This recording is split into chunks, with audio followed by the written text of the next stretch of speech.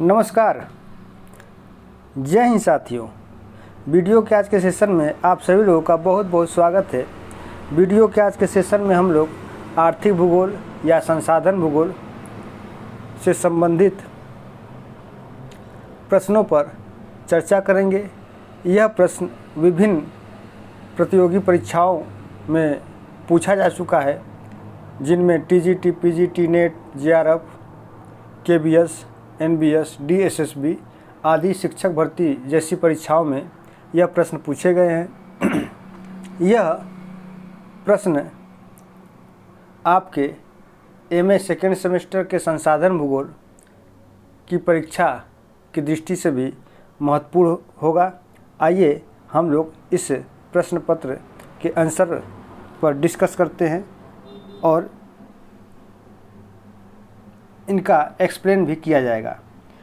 पहला क्वेश्चन है, क्रिस्टालर केंद्रीय स्तर सिद्धांत में परिवहन नियम का क्या संकेत है? तो परिवहन को 4 से दर्शाया जाता है। परिवहन को किससे दर्शाया जाता है? 4 से। और देखिए बाजार को 3 से और प्रशासनिक क्षेत्रों के लिए 7 से दर्शाया जाता है। बाजार के लिए 3 और यातायात के लिए 4। आप ऐसे याद कर लिए, बाजार में देखिए 3 अक्षर है तो यहाँ पे 3 हो गया। प्रशासन में स का प्रयोग हो रहा है तो स से 7 हो गया। और यातायात में याता और यात देखा जाए तो याता और यात में यहाँ पर ये 2 अक्षर, ये 2 अक्षर या 2 शब्द हो गए, तो ये यातायात या परिवहन को 4 से दर्शाया जाता है। अब आइए देखिए,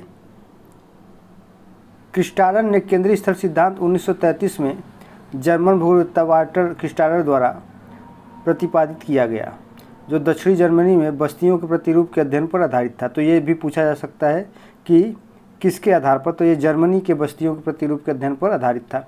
क्रिस्टालर ने निम्नलिखित सिद्धांतों के अनुसार केंद्रीय स्थलों को 3 अलग अलग व्यवस्थाओं का उल्लेख किया है। बाजार के लिए इन्होंने k बराबर 3 कहा, परिवहन के लिए इन्होंने k बराबर 4 कहा, प्रशासकीय सिद्धांत के लिए k बराबर इन्होंने 7 कहा। नेक्स्ट क्वेश्चन है, निम्नलिखित में से किसने सर्वप्रथम फसल संयोजन विधि तैयार की थी? तो ये बीवर ने सर्वप्रथम फसल विधि तैयार की थी। कब किया था? 1954 ईस्वी में किया था। 1954 ईस्वी में किया था। अब आगे है, यहाँ पर किताब दिया हुआ है, ठीक है, आप इसको यहाँ से देख सकते हैं। तो गुन्नार मिडर के द्वारा परिपथी एवं संचयी कार्य संबंध सिद्धांत मॉडल या रणनीति दिया गया। ए.ओ. हिर्समैन के द्वारा असंतुलित विकास रणनीति। जॉन फ्राइडमैन के द्वारा केंद्र और परिधि। जे बाउडेविले के द्वारा विकास केंद्र और विकास धुरी। अगला क्वेश्चन है, अमेरिकन विद्वान E.W. जिमरमैन ने अपनी पुस्तक वर्ल्ड रिसोर्सेस एंड इंडस्ट्रीज़ का लेखन किस वर्ष किया था? तो इन्होंने 1933 में किया था। और इसी पुस्तक में इन्होंने संसाधन से संबंधित अपना एक वक्तव्य भी दिया था, जिसमें इन्होंने बताया था कि संसाधन होते नहीं हैं बल्कि बनाए जाते हैं। देखिए, ये वीडियो में बनाने का प्रयास तो 2 दिन पहले से कर रहा हूँ। कल से ही वीडियो मैं बना करके यूट्यूब पे अपलोड करने के लिए छोड़ दिया था। हालांकि कुछ टेक्निकल प्रॉब्लम हो गया और वो अपलोड नहीं हो पाया। मेरा सारा मेहनत ख़राब हो गया। बहुत मेहनत लगा था। वीडियो बनाने में 2 घंटे लगे थे, फिर उसको एडिट करने में 2 घंटे लगे, फिर उसको यूट्यूब पर अपलोड होने में लगभग 12-14 घंटा लग गया, लेकिन वो अपलोड नहीं हो पाया और अंततः वह जो है कि टेक्निकल फॉल्ट की वजह से नहीं हो पाया। इसलिए हमको दोबारा से बनाना पड़ रहा है, क्योंकि समय भी कम रह गया है। नहीं तो अब तक आप लोगों के यहाँ ये शनिवार को सुबह 10-11 बजे तक ये वीडियो अपलोड हो गया होता यूट्यूब पर और आपके यहाँ तक पहुँच गया होता, लेकिन क्या करें, अब टेक्निकल है, अब हमारे हाथ में सब कुछ है नहीं। अब आइए देखते हैं चौथा क्वेश्चन। हाँ, ये तो हो गया। 5वां क्वेश्चन है। 5वां क्वेश्चन को छोड़ दीजिए। जो क्वेश्चन देखिए परीक्षा की दृष्टि से महत्वपूर्ण होगा, पूछने लायक होगा, वही चीज़ हम बताएंगे। बाकी आप लोग यहाँ से देख सकते हैं कि इसको नोट कर सकते हैं। तो बीबर विधि 1954 में आया था। डोई का रफ़्यूल्लाह विधि 1956 में आया था। डोई विधि 1959 में आया था। कोपेन विधि 1964 में आया था। आगे है, एडवर्ड उलमैन के परिवहन सिद्धांत के तरीके के अनुसार निम्नलिखित में से क्या अनुपूरकता को अनुरूपित करता है। प्रदेशों में किसी उत्पाद की मांग और पूर्ति, प्रदेशों में उत्पाद के संचलन की लागत, किसी प्रदेश में उत्पाद की उपलब्धता, किसी प्रदेश में उत्पाद की अनुपलब्धता। तो इसका जो राइट आंसर हो जाएगा वो प्रदेश में किसी उत्पाद की मांग और पूर्ति। अब इसके आगे हम लोग चलते हैं 7 नंबर पर। विश्व के कृषि प्रदेशों के सीमांकन में डी विट्रिसी ने निम्न कारकों में से किसका प्रयोग नहीं किया था? तो इन्होंने भू स्वामित्व एवं भूघृति का प्रयोग नहीं किया था। और डी विट्रिसी ने 1936 में अपना जो है कि कृषि प्रदेशों का विभाजन प्रस्तुत किया, जिसमें इन्होंने कुल 13 कृषि प्रदेशों का विभाजन किया था। अब इसके आगे है देखिए, लॉरेंज वक्र किसने तैयार किया था? तो लॉरेंज वक्र मैक्स यू लॉरेंज के द्वारा तैयार किया गया था और इन्हीं के नाम पर इसका नाम लॉरेंज वक्र रखा गया। विरल संसाधन में निम्न में से कौन सा तत्व शामिल नहीं है? तो इनमें से देखिए, सोना, चांदी, प्लेटिनम, प्राकृतिक गैस। तो जो प्राकृतिक गैस है यह विरल नहीं है बल्कि सर्वसुलभ है, जिसमें ऑक्सीजन है, नाइट्रोजन है ना, ये सब गैस आएंगे प्राकृतिक गैस के रूप में। तो ये सर्वसुलभ के रूप में है। बाकी सोना, चांदी, प्लेटिनम ये सब क्या है? विरल संसाधन होते हैं। अब देखा जाए तो जिमरमैन ने 4 प्रकार के संसाधन बताए हैं: सर्वसुलभ संसाधन, सामान्य सुलभ संसाधन, विरल संसाधन, एकल संसाधन। तो अब इसमें सर्वसुलभ क्या होते हैं? जो सब जगह व्याप्त होते हैं, उन्हें सर्वसुलभ संसाधन कहते हैं। जैसे हवा हो गया, सूर्य का प्रकाश हो गया। अब सामान्य सुलभ संसाधन क्या है? तो वे संसाधन जो सामान्य रूप से सुलभ होते हैं, जिनमें मिट्टी हो गया, पीने वाला पानी हो गया। विरल संसाधन जो यदा कदा कहीं कहीं पाया जाता है, जैसे सोना, चांदी, अभ्रक, प्लेटिनम, जो खनिज पदार्थ हैं वे विरल संसाधनों के श्रेणी में आते हैं। एकल संसाधन कौन से संसाधन होते हैं? ऐसे संसाधन जो केवल एकाक जगह ही पाए जाते हैं, ऐसे संसाधनों को एकल संसाधन कहा जाता है। जैसे ग्रीनलैंड में क्रायोलाइट है ना, ग्रीनलैंड में क्रायोलाइट। तो क्रायोलाइट बहुत अच्छा उदाहरण है एकल संसाधन का। अब आगे चलते हैं हम लोग, संसाधन होते नहीं बनते हैं, यह कथन किसका? तो यह कथन जिमरमैन का, मैंने अभी बताया। निम्न में से कौन केंद्रीय स्थल मॉडल का वर्णन करता है? तो इसमें आपका जो वस्तु और सेवाओं के प्रवाह के आधार पर शहरी और बाह्य क्षेत्रों का स्थानिक प्रतिरूप, यह केंद्रीय स्थल मॉडल का वर्णन करेगा। इतना टफ क्वेश्चन नहीं आएगा, तो इसको आप छोड़ दीजिए। निम्नलिखित में से किस विद्वान ने पेराक्स द्वारा पूर्व में प्रतिपादित विकास ध्रुव सिद्धांत के प्रादेशिक और भौगोलिक प्रभावों का अध्ययन किया? तो इसका राइट आंसर हो जाएगा ऑप्शन नंबर डी, जे बाउडेविले ने किया था। अब आगे देखते हैं, भूगोल की निम्न परिभाषा किसने दी है? जो भूगोल स्थानिक संगठन का अध्ययन है जो प्रतिरूपों एवं प्रक्रियाओं के रूप में व्यक्त होता है। तो इसका जो सही आंसर है ये है टाफे हो जाएगा। ठीक है, 14 नंबर के लिए टाफे। अब 15वां क्वेश्चन है, क्रिस्टालर केंद्रीय स्थल सिद्धांत में K=7 पदानुक्रम का निर्धारण किस नियम के अनुसार होता है? तो K=7 प्रशासन के लिए है, बाजार के लिए 3 है, परिवहन के लिए 4 है। इसके लिए 4 है, इसके लिए 3 है। चलिए अब आगे बढ़ते हैं हम लोग। सुप्रसिद्ध पुस्तक वर्ल्ड रिसोर्सेज एंड इंडस्ट्री लिखी गई है। तो ये आपका जो पुस्तक लिखा गया है जिमरमैन के द्वारा लिखा गया है। इसके पहले हम लोगों ने इसको अभी हल किया था। तो जिमरमैन के द्वारा 1933 में लिखा गया था। अब इसके आगे हम लोग चलते हैं, विकास ध्रुव सिद्धांत। तो ये जो विकास ध्रुव सिद्धांत है ये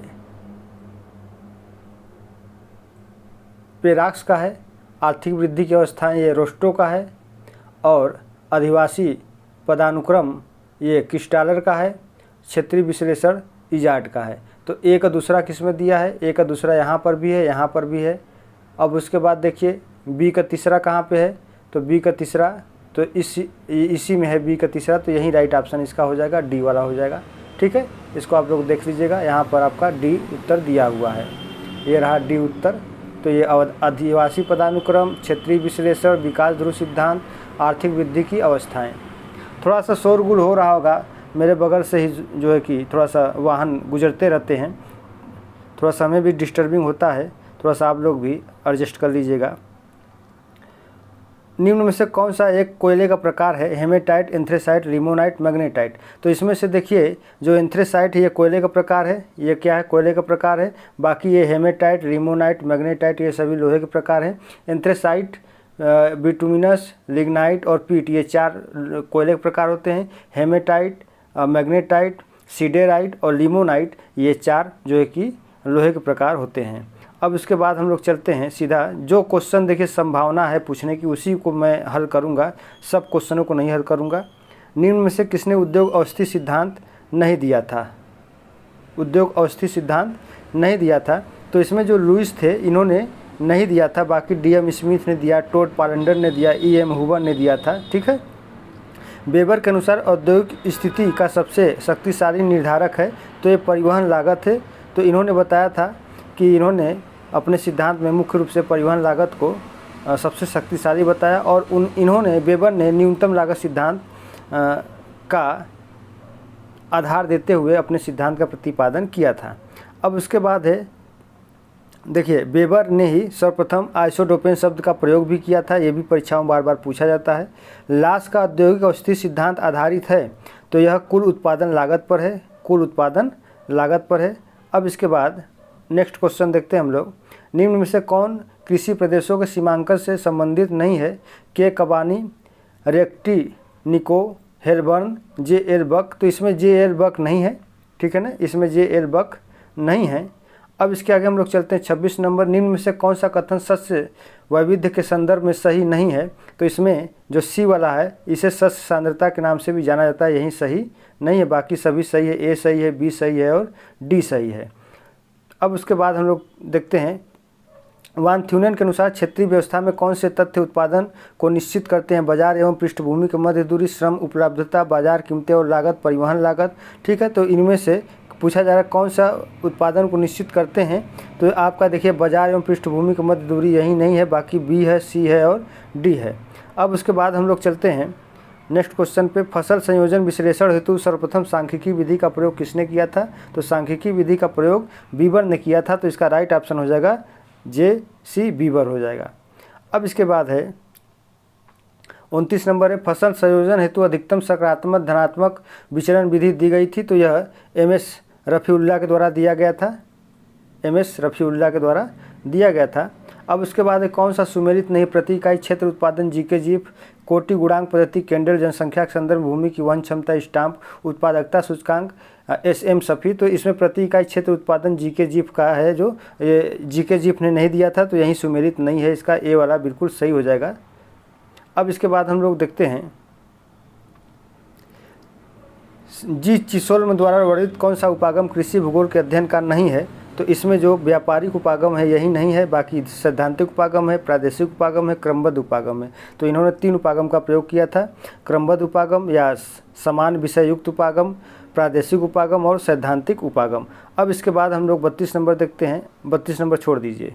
कौन सी अर्थव्यवस्था स्थानिक संगठन पर आधारित नहीं है? बंद अर्थव्यवस्था, नियंत्रित अर्थव्यवस्था, खुली अर्थव्यवस्था और अंतरखंडीय अर्थव्यवस्था। तो इन चारों में जो नियंत्रित अर्थव्यवस्था है यही स्थानिक संगठन पर आधारित नहीं है। अब इसके बाद भूगोल में विकास के लिए प्रयुक्त सामान्य सूचकांक है, तो सकल राष्ट्रीय उत्पाद है, मानव विकास सूचकांक है। अब इसके बाद जन्म और मृत्यु दर होगा, लेकिन नियोजन स्तर यह भूगोल में विकास के लिए प्रयुक्त समान सूचकांक नहीं है। तो इस प्रकार A, B, C तीनों सही हो जाएगा, तो राइट ऑप्शन B हो जाएगा। निम्न में से कौन सा सुमेलित नहीं है? इसको छोड़ दीजिए। जो क्वेश्चन देखिए परीक्षा की दृष्टि से सही है उसी को मैं हल करूंगा, चूँकि समय बहुत कम है, 500 क्वेश्चन है टोटल, तो 500 क्वेश्चन को हल भी करना है और इसको अपलोड भी करना है, थोड़ा सा समय लग जाएगा। इसलिए जो क्वेश्चन हैं पूछने लायक वहीं हल किया जाएगा इसमें।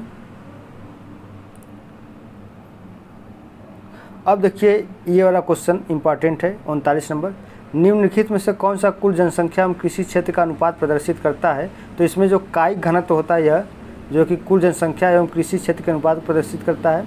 देखिए यहाँ पर कायिक घनत्व बराबर कुल जनसंख्या बटे का कुल कृषि क्षेत्र, आर्थिक घनत्व बराबर कुल जनसंख्या बटे का कुल जन संसाधन, पोषण घनत्व बराबर कुल जनसंख्या बटे खाद्य फसलों का क्षेत्रफल, कृषि घनत्व बराबर कृषि कार्य में लगी जनसंख्या बटे का कुल कृषि क्षेत्र। अब इसके बाद हम लोग देखते हैं 40 नंबर, निम्नलिखित में से कौन सा एक गणितीय वक्र है जो किसी दिए गए वितरण एवं विचरण की दृश्य सीमा को दर्शाता है? तो इसका राइट आंसर हो जाएगा लारेंज कर्व हो जाएगा या लारेंज वक्र हो जाएगा। अब इसके बाद है आपका निम्न में से विश्व के उत्तर दक्षिण विभाजन का आधार कौन सा मानदंड है? तो ये आपका जो होता है ये आर्थिक विकास होता है, तो राइट ऑप्शन हो जाएगा सी हो जाएगा, राइट हो जाएगा आर्थिक विकास। अब इसके बाद 44 नंबर को भी आप स्किप कर दीजिए। अब इसके बाद 46 नंबर है, इसको भी स्किप करिए। अब आते हैं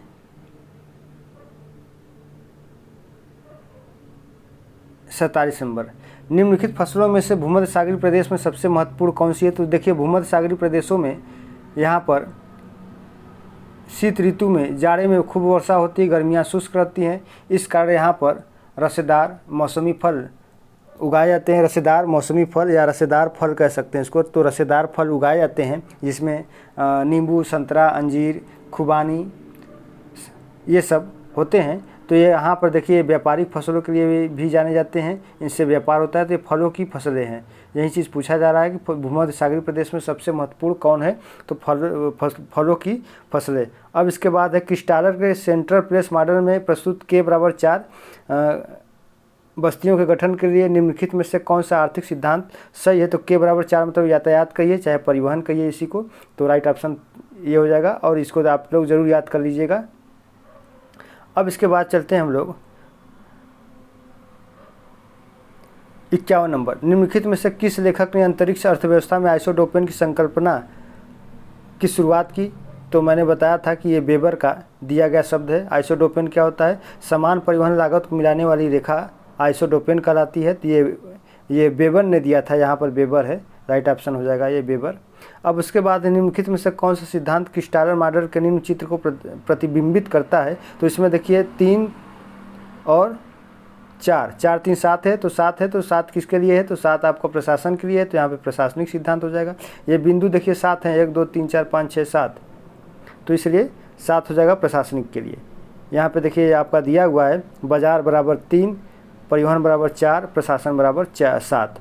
अब इसके बाद हम लोग 55 नंबर देखते हैं, कृषि भूमि प्रयोग मॉडल एक आर्थिक मॉडल है, यह किसके द्वारा बताया गया? तो यह वान थ्यूनेन के द्वारा बताया गया था, तो राइट ऑप्शन हो जाएगा वान थ्यूनेन।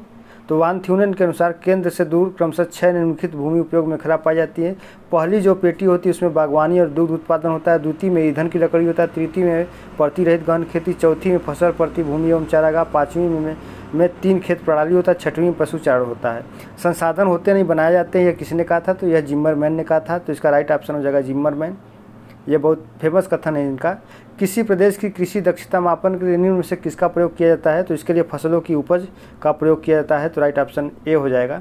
निम्न में से कौन सा एक संघात्मक राज्य है? तो इनमें से देखिए जो आपका ब्राज़ील है यह एक संघात्मक राज्य है, इसको छोड़ दीजिए, ये आपके विषय का चीज़ नहीं है।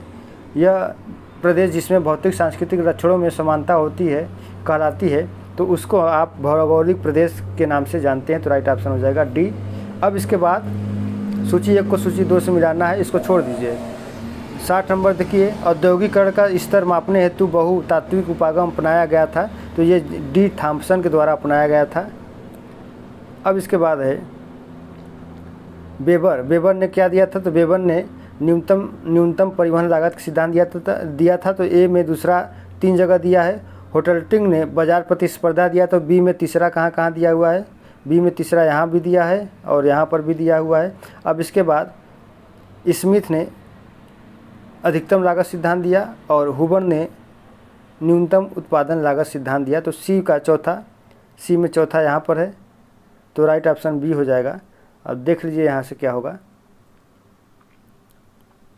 स्मिथ ने अधिकतम लागत सिद्धांत दिया था, हुबर ने न्यूनतम लागत उत्पादन दिया था, वेबर ने न्यूनतम परिवहन लागत सिद्धांत दिया, होटल्टिंग ने बाजार प्रतिस्पर्धा सिद्धांत दिया था।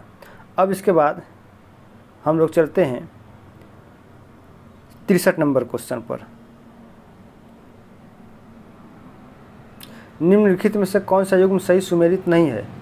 केंद्र स्थल सिद्धांत क्रिस्टालर का है, औद्योगिक अवस्थापन सिद्धांत वेबर का है, कृषि अवस्थापन सिद्धांत वान थ्यूनेन का है, खुदरा गुरुत्वाकर्षण नियम ये BJL बेरी का नहीं बल्कि रैली का है। किसका है? ये रैली का है। तो यहाँ पर देखिए दिया हुआ है, आप लोग मिलान कर लीजिएगा। और देखिए यदि आप लोग लिख सकते हैं तो इसको लिख लीजिएगा कहीं, और परीक्षा के पहले 1-2 घंटे पहले इसको आप लोग सरसरी निगाहों से देख लीजिएगा, तो जहाँ तक हो सकता है यदि क्वेश्चन आ जाएगा तो बिल्कुल आप लोग सही जगह टिक कर लेंगे और क्वेश्चन को जब आप लोग हल करिएगा, सुन लीजिए ध्यान से, क्वेश्चन को जब हल करिएगा तो यदि दिमाग में जो फर्स्ट टाइम आ गया, जो ऑप्शन सही लग रहा है फर्स्ट टाइम में, उसी को करिए, उसके अलावा उसको चेंज मत करिए। चेंज कर देंगे तो गलत हो जाता है, ठीक है।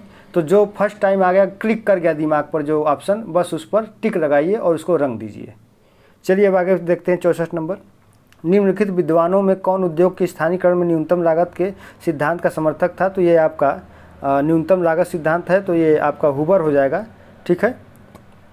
अब उसके बाद यहाँ पर देखिए 65 नंबर क्वेश्चन, निम्नलिखित विद्वानों में से किसने अवस्थिति त्रिकोण की संरचना फ्रेम का प्रयोग करते हुए न्यूनतम परिवहन लागत अवस्थिति, अब यहाँ पर आया न्यूनतम परिवहन लागत, तो न्यूनतम परिवहन लागत किसके द्वारा दिया गया था? तो यह दिया गया था आपका वेबर के द्वारा दिया गया था। तो वेबर कहीं ना कहीं होगा ही, तो वेबर इसका राइट आंसर हो जाएगा यहाँ पर। अब आइए, अल्फ्रेड वेबर ने अपनी अवस्थिति त्रिकोण की अवधारणा में निम्न में से किस एक शर्त को लगाया था? छोड़ दीजिए इसको, ये आपके मुताबिक नहीं है। अगला 67 नंबर देखते हैं क्वेश्चन, न्यूनतम लागत सिद्धांत किसने प्रतिपादित किया था? तो आप जानते ही हैं, वेबर ने दिया था। अगला क्वेश्चन है, सूची 1 को सूची 2 से मिलान करना है। Von Thunen, Rostow, Douglass North, M S Bhatia. तो जो वान थ्यूनेन थे समदैशिक थे, इन्होंने समदैशिक मॉडल दिया था। तो ए का दूसरा यहाँ पर दिया हुआ, तो पहला सही हो जाएगा। यहाँ से मिलान कर लीजिएगा आप लोग, यहाँ से आप लोग मिलान कर लीजिए। वान थ्यूनेन है, रोस्टो है, डगलस नॉर्थ है, एम एस भाटिया है। 69 नंबर देखिए, निम्नलिखित में से किसने उद्योगों की स्थापना का सिद्धांत प्रस्तुत किया था? तो ये उद्योगों की स्थापना का सिद्धांत अल्फ्रेड वेबर ने 1909 ईस्वी में दिया हुआ था। अब उसके बाद स्थितिक त्रिकोण का प्रयोग करते हुए न्यूनतम परिवहन लागत, तो ये वेबर का ही है ना? किसका है ये? वेबर का है। इसको 2-3 बार हम लोगों ने हल कर लिया, इसी तरीके से रट भी जाएगा। निम्नलिखित में से कौन सा अल्फ्रेड वेबर के उद्योगों के अवस्थितीकरण के सिद्धांत से संबंधित नहीं है? तो इसमें जो पूरक क्षेत्र है यही नहीं है, तो राइट ऑप्शन हो जाएगा सी। अब उसके बाद 74 नंबर है, निम्न से किस युग में पेड़ पौधे एवं जानवरों के घरेलूकरण की प्रक्रिया आरंभ हुई थी? तो नवपाषाण युग में हुआ था। अब उसके बाद हम लोग देखते हैं 72 नंबर, ए वेबर के अनुसार उद्योग का अवस्थापन मुख्यतः निर्धारित होता है, तो यह आपका परिवहन मूल्य से निर्धारित होता है। अब उसके बाद 73 नंबर, निम्नलिखित में से किसने अपने सिद्धांत में आइसोटोपेन का प्रयोग किया था? वेबर ने किया था। अब इसके बाद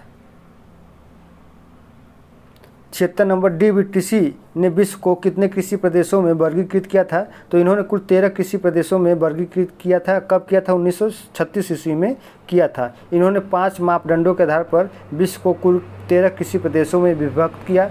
ये पाँचों का नाम है, कृषि उपज तथा पशुओं की उपस्थिति, पूंजी, श्रम और संगठन, कृषि के प्रकार, कृषि उपज के उपभोग की विधियाँ, वैज्ञानिक उपकरणों का उपयोग। देखिए, जिस क्वेश्चन को मैं एक्सप्लेन कर रहा हूँ, समझिए कि वो आपके सिलेबस के अकॉर्डिंग है और आप उसको अच्छे से पढ़ लीजिएगा। और ये देखिए, यहाँ पर 13 आपका नाम दिया हुआ है, ये यहाँ से आप लोग देख सकते हैं। ये यहाँ से देखिए, 5 यहाँ पर दिया हुआ है, 5 यहाँ पर दिया हुआ है। घुमक्कड़ी चरवासी पशुचारण, व्यापारिक पशुपालन प्रदेश, स्थानांतरणशील कृषि प्रदेश, प्रारंभिक स्थायी कृषि प्रदेश, चावल विहीन गहन निर्वाह कृषि प्रदेश। अब इसके बाद 6वां चावल प्रधान गहन निर्वाह कृषि प्रदेश, व्यापारिक बागाती कृषि प्रदेश, भूमध्य सागरीय कृषि प्रदेश, व्यापारिक अन्न उत्पादक कृषि प्रदेश, व्यापारिक फसल एवं पशुपालन कृषि प्रदेश, निर्वाह उपज एवं पशुपालन कृषि प्रदेश और व्यापारिक दूध पशुपालन कृषि प्रदेश, बागवानी कृषि प्रदेश। तो आप इन 13 का नाम नोट कर लीजिएगा। 77 नंबर, अंतर्राष्ट्रीय भूगोल संघ के कमीशन के अंतर्गत किसने कृषि प्रकार की पद्धति का विकास किया था? तो इसका राइट ऑप्शन हो जाएगा कोस्ट्रोविकी। अब इसके बाद है 78 नंबर, 1936 में किसने पृथ्वी के मुख्य कृषि प्रदेशों का वर्णन किया था? तो डीवीटीसी ने कुल 13 भागों में किया था। अब आगे चलते हैं हम लोग। वान थ्यूनेन के कृषि भूमि उपयोग मॉडल में दूसरी पेटी जिसे दर्शाती हुआ है, तो पहली पेटी देखिए क्या है? तो पहली पेटी आपका कह सकते हैं कि साग सब्जी और दुग्ध उत्पादन से संबंधित है। दूसरी पेटी जो है वो आपका कास्ट लकड़ी या जलाऊ लकड़ी से है, तो ये आपका दूसरा जो डी दिया है यही इसका आपका राइट आंसर हो जाएगा। यहाँ आपका दिया होगा, तो देखिए ये जर्मनी के थे, तो जर्मन अर्थशास्त्री वान थ्यूनेन ने सर्वप्रथम 1826 ईस्वी में कृषि के स्थानीयकरण के सिद्धांत का प्रतिपादन किया था। वे जर्मनी के रोस्टो शहर के पास मैक्लेनबर्ग में एक कृषि फार्म के व्यवस्थापक थे। कहाँ के थे? मैक्लेनबर्ग के थे। तो ये देखिए, अभी BA वाले परीक्षा में पूछा गया था कि ये कहाँ के रहने वाले थे। तो ये जर्मनी के मैक्लेनबर्ग के रहने वाले थे। इन्होंने अपना जो एक सिद्धांत सन 1826 ईस्वी में दिया था और इन्होंने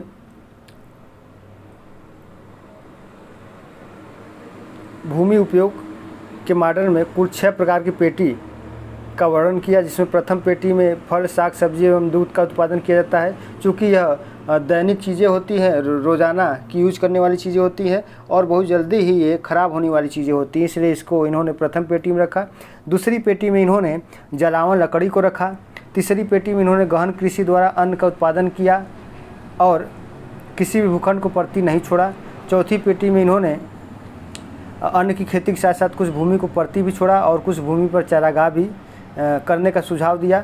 पाँचवीं पेटी में इन्होंने परती और चारागाह की अधिकता को बताया और कुछ भूमि पर अन्न की खेती भी बताई। इस पेटी में त्रिक्षेत्र व्यवस्था को इन्होंने बताया। छठी पेटी में क्या था? पशुपालन था। तो इसको आप लोग अच्छी तरीके से पढ़ लीजिएगा, ठीक है, और एक 60 नोट्स तैयार कर लीजिएगा। ऐसा नहीं है कि नहीं हो पाएगा, 2 घंटे 3 घंटे बहुत होता है 60 नोट्स तैयार करने में। 80 नंबर क्वेश्चन है, वान थ्यूनन के अनुसार किसी शहर के चारों ओर विकसित भूमि उपयोग कटिबंध की संख्या कितनी होती है? तो 6 होती है, ठीक है ना। 6 का नाम है, इसको छोड़ दीजिए आप लोग, ये सब छोड़ दीजिए, ठीक है, ये सब छोड़ दीजिए। जो आपके सिलेबस के अकॉर्डिंग मैं उसी क्वेश्चन को ही हल करूँगा, उसी का एक्सप्लेन भी कर दूँगा। विश्व के कृषि प्रदेशों के सीमांकन में डी विट्रीसी ने 1936 द्वारा निम्नलिखित कारकों में किसका प्रयोग नहीं किया था? तो ये भू स्वामित्व एवं भूधृति का प्रयोग नहीं किया था। ये दूसरी बार इस क्वेश्चन को हल किया जा रहा है इसी वीडियो में। अब इसके बाद है 83 नंबर, निम्नलिखित विद्वानों में से किसने विश्व स्तर पर कृषि का प्रकारात्मक वर्गीकरण 1972 में प्रस्तुत किया था? तो ये किया था कोस्ट्रोविकी ने किया था शायद। 83 का देखिए बी दिया है कोस्ट्रोविकी का। आइए 84 नंबर देखते हैं, लास ने अधिकतम लाभ के सिद्धांत का प्रतिपादन कब किया था? तो 1954 ईस्वी में इन्होंने किया था। तो राइट ऑप्शन 1954 हो जाएगा। लास भी कहाँ के रहने वाले थे? जर्मनी के रहने वाले थे। अगस्ट लास इनका नाम था। अब इसके बाद है 85, खुदरा गुरुत्वाकर्षण के नियम का प्रतिपादन किसने किया था? तो खुदरा वाला ये जे रैली के द्वारा किया गया था। इसी को फुटकर गुरुत्वाकर्षण नियम भी कहा गया है या खुदरा गुरुत्वाकर्षण के नियम के नाम से भी जाना जाता है। अब इसके बाद है वर्ष 2013 का विश्व व्यापारिक ऊर्जा के स्रोतों में प्रथम स्थान प्राप्त है। तो इसमें प्रथम स्थान जो पेट्रोलियम को था, पेट्रोलियम का था। तो ये 2013 का क्वेश्चन है, तो इसका कोई मतलब नहीं है यहाँ पर। और देख लेते हैं हम लोग, हडसन मोहाक घाटी कहाँ? तो हडसन मोहाक घाटी संयुक्त राज्य अमेरिका में है। आर्थिक भूगोल की उपयुक्त परिभाषा में क्या समाहित है? ये देखिए आप 91 नंबर का क्वेश्चन, 91 नंबर क्वेश्चन।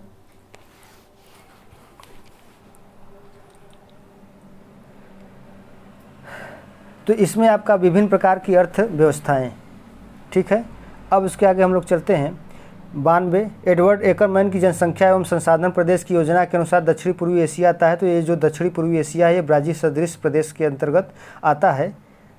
अब इसके बाद मनुष्य का ज्ञान ही सबसे बड़ा संसाधन, यह कथन किसका? तो ये एकरमैन ने कहा था। कहाँ पे है एकरमैन? ये है, सॉरी जिमरमैन ने कहा था, सॉरी जिमरमैन ने। अब इसके बाद संसाधन होते नहीं बनते, ये भी जिमरमैन ने ही कहा था। अर्थव्यवस्था का साधारण मॉडल आधारित होता है तो ये निर्णय लेने वाले तत्वों के समूह पर। अब इसके बाद संसाधन के प्रकार है, देखिए नव्यकरणीय संसाधन क्या है इसमें से? तो जिसका एक बार प्रयोग करने के बाद भी दोबारा प्रयोग हो सके, यानी कि ऐसे संसाधन जिनका कई बार आप जिनका आप एक से अधिक बार प्रयोग कर सकते हैं, उन्हें नव्यकरणीय संसाधन कहते हैं। इनमें जो आपका मिट्टी है ये नव्यकरणीय के रूप में होगा और नव्यकरणीय के रूप में आपका थोरियम हो जाएगा, पुनर्चक्रीय के रूप में जल हो जाएगा और एकल के रूप में आपका क्रायोलाइट हो जाएगा। अभी मैंने क्रायोलाइट के बारे में बताया था, ये एकल है यानी कि एक ही जगह पाया जाता है, ठीक है। आइए 98 देखते हैं, संसाधनों का विकास निम्न में से किस कारक पर निर्भर करता है? तो इसका राइट आंसर हो जाएगा उपरोक्त सभी पर होता है, मानव की बुद्धिमत्ता पर, मानव की संस्कृति पर, मानव के वैज्ञानिक और तकनीकी ज्ञान पर, ठीक है। आइए 99 के क्वेश्चन देखते हैं, आर्थिक भूगोल किस विषय की शाखा है? तो ये पूर्णतः मानव भूगोल की एक शाखा है, तो राइट ऑप्शन ए हो जाएगा। अब उसके बाद हम लोग देखते हैं कौन सा क्वेश्चन, देश का आर्थिक विकास मापने के लिए निम्नलिखित में से किस सूचक का सर्वाधिक उपयोग किया जाता है? तो इनमें से देखिए सर्वाधिक प्रति व्यक्ति सकल राष्ट्रीय उत्पाद का प्रयोग किया जाता है, तो राइट ऑप्शन डी हो जाएगा। आर्थिक भूगोल में निर्णयकारी मॉडल को विकसित किया, तो निर्णयकारी मॉडल को वालपोर्ट ने विकसित किया था, तो राइट ऑप्शन नंबर ए हो जाएगा। अब इसके बाद देखिए प्राथमिक, द्वितीयक और तृतीयक चतुर्थक कार्यों से संबंधित सवाल पूछे जाएंगे। तो मत्स्य उत्पादन का प्रमुख क्षेत्र है, तो मत्स्य उत्पादन का प्रमुख क्षेत्र उत्तरी अमेरिका का उत्तरी पूर्वी तट है। यहाँ पर देखिए कई प्रकार के जो है कि बैंक या किनारा पाए जाते हैं, जिनमें आपका देखिए यहाँ पर दिया हुआ है Grand Bank, George Bank, Sable Bank, Saint Pierre Bank, Banquereau Bank यहाँ के प्रमुख बैंक हैं। इन बैंकों पर क्या होता है, प्लैंकटन की उपलब्धता अधिक होती है और ये प्लैंकटन मछली की जो है कि प्री भोजन होती है। उसको खाने के लिए मछलियाँ इस किनारे पर आते हैं और मछलियों को खाने के लिए फिर इंसान उसी किनारे पर चले जाते हैं। आगे है लोहा एवं इस्पात उद्योग एक है, तो लोहा इस्पात उद्योग ये एक द्वितीयक व्यवसाय है। प्राथमिक व्यवसाय के अंतर्गत देखिए कृषि आता है, खनन आता है, मत्स्य पालन आता है, मुर्गी पालन आता है, उसके बाद लकड़ी का काटना हो गया, शिकार हो गया, ये सभी किस में आते हैं, तो प्राथमिक क्रियाकलाप के अंतर्गत आते हैं। द्वितीय क्रियाकलाप के अंतर्गत विनिर्माण उद्योग आता है। तृतीय क्रियाकलाप के अंतर्गत सेवा, यातायात और व्यापार आता है। चतुर्थक के अंतर्गत जो है कि उच्च सेवा आता है, जिसमें डॉक्टर इंजीनियर को शामिल किया जाता है। आइए अब हम लोग आगे देखते हैं। मत्स्य व्यवसाय है, तो यह मत्स्य व्यवसाय प्राथमिक व्यवसाय है। अब इसके बाद निम्न में से कौन सा एक प्राथमिक व्यवसाय की श्रेणी में सम्मिलित नहीं किया जाता है, तो इसमें देखिए आपका आखेट प्राथमिक है, कृषि प्राथमिक, मत्स्य पालन प्राथमिक है, लेकिन परिवहन कौन सा है, तृतीयक है। आगे विश्व में मछली पकड़ने के कार्य का सर्वाधिक केंद्रीकरण हुआ है, तो ये सब शीतोष्णकटिबंध प्रदेशों में हुआ है। अब इसके बाद हम लोग देखते हैं नेक्स्ट क्वेश्चन कि निम्न में से कौन सा कारक किसी भी क्षेत्र की कृषि को प्रभावित नहीं करता है। किसी भी क्षेत्र की कृषि को प्रभावित नहीं करता है, कौन सा ऐसा इसमें से कारक हो सकता है, तो विरासत हो सकता है। ठीक, राइट ऑप्शन ए हो जाएगा। ये तो आप खुद से कर सकते हैं। अगला क्वेश्चन है आर्थिक संरचना में चतुर्भागात्मक क्षेत्र की गतिविधियों में निम्न में से कौन सी शामिल है, तो देखिए चतुर्थ से पूछा जा रहा है, तो कृषि प्राथमिक है, वस्तु और सेवाएं तृतीयक है, विनिर्माण द्वितीयक है, अनुसंधान और सूचना ये चतुर्थक में आते हैं, तो राइट ऑप्शन नंबर डी ही हो जाएगा। अब उसके बाद यहाँ पर देखिए आप व्याख्या पढ़ लीजिएगा, मैं थोड़ा सा बहुत जल्दी में हूँ, जो सोच रहा हूँ कि ये इसको हर हाल में 12 बजे रात के पहले ही अपलोड कर दिया जाए वीडियो को।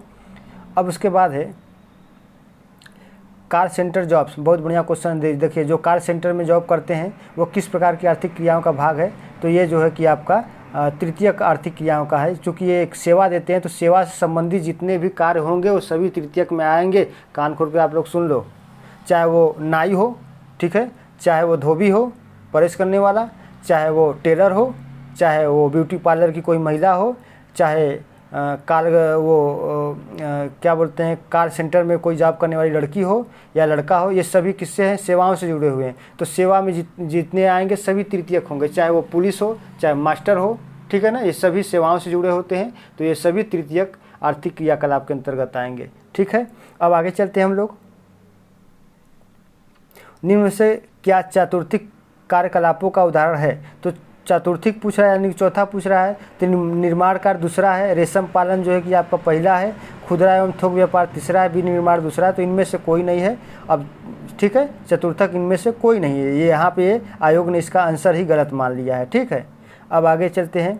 लकड़ी काटने का व्यवसाय किस श्रेणी में आता है, तो लकड़ी काटने का व्यवसाय तो मैंने बताया अभी कि प्राथमिक क्रियाकलाप के अंतर्गत आएगा। अब इसमें कृषि है, वन है, लकड़ी काटना, आखेट करना, मत्स्य उत्पादन, पशु चारा, ये सभी प्राथमिक क्रिया के अंतर्गत आते हैं। प्राथमिक कार्यों में संलग्न व्यक्तियों को रेड कॉलर वर्कर के नाम से भी जाना जाता है और द्वितीयक क्रियाकलापों में संलग्न व्यक्तियों को ब्लू कॉलर वर्कर के नाम से जाना जाता है। तृतीयक आर्थिक क्रियाकलापों में संलग्न जो व्यक्ति होते हैं उन्हें पिंक कॉलर वर्कर के नाम से जाना जाता है। चतुर्थक में जो होते हैं उसे वाइट कॉलर के नाम से जाना जाता है। पंचम में जो होते हैं उन्हें गोल्डन कॉलर वर्कर के नाम से जाना जाता है। चलिए अब आगे हम लोग चलते हैं। 116 नंबर लिख लीजिएगा जो मैंने बोला हूँ, ये क्वेश्चन बहुत इंपॉर्टेंट है, क्वेश्चन आ सकता है, ऐसा नहीं कि बस कान से एक कान से सुन लिए दूसरे कान से क्या करें निकाल दें, ऐसा नहीं है, उसको लिखना है, लिख लीजिए उसको। मैंने जो बताया थोड़ा जल्दी में बताया, लेकिन उसको थोड़ा सा रोक रोक करके वीडियो आप देख सकते हैं, अरे सुन सकते हैं। द्वितीय क्रियाओं में लगे श्रमिकों को निम्न में से किसके द्वारा जाना जाता है, तो मैंने अभी देखिए क्या क्या बताया। प्राथमिक में लाल कॉलर, द्वितीयक में नीला कॉलर, तृतीयक में क्या बताया था मैंने, पिंक कॉलर यानी गुलाबी कॉलर, चौथे में श्वेत कॉलर, पाँचवें में गोल्डन कॉलर या सुनहरा कॉलर। देखिए आ गया ना क्वेश्चन। अब आइए, किसी भी विकसित अर्थव्यवस्था में सबसे अधिक रोजगार क्षेत्र में होते हैं, तो ये आपका जब भी होगा तो ये आपका तृतीयक से ही संबंधित होता है, जो विकसित होते हैं।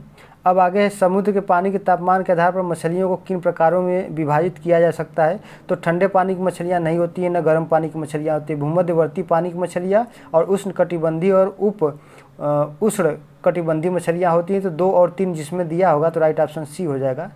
सॉरी 3 और 4 है ना, 3 और 4 जिसमें दिया होगा तो राइट ऑप्शन 3 और 4 वाला हो जाएगा।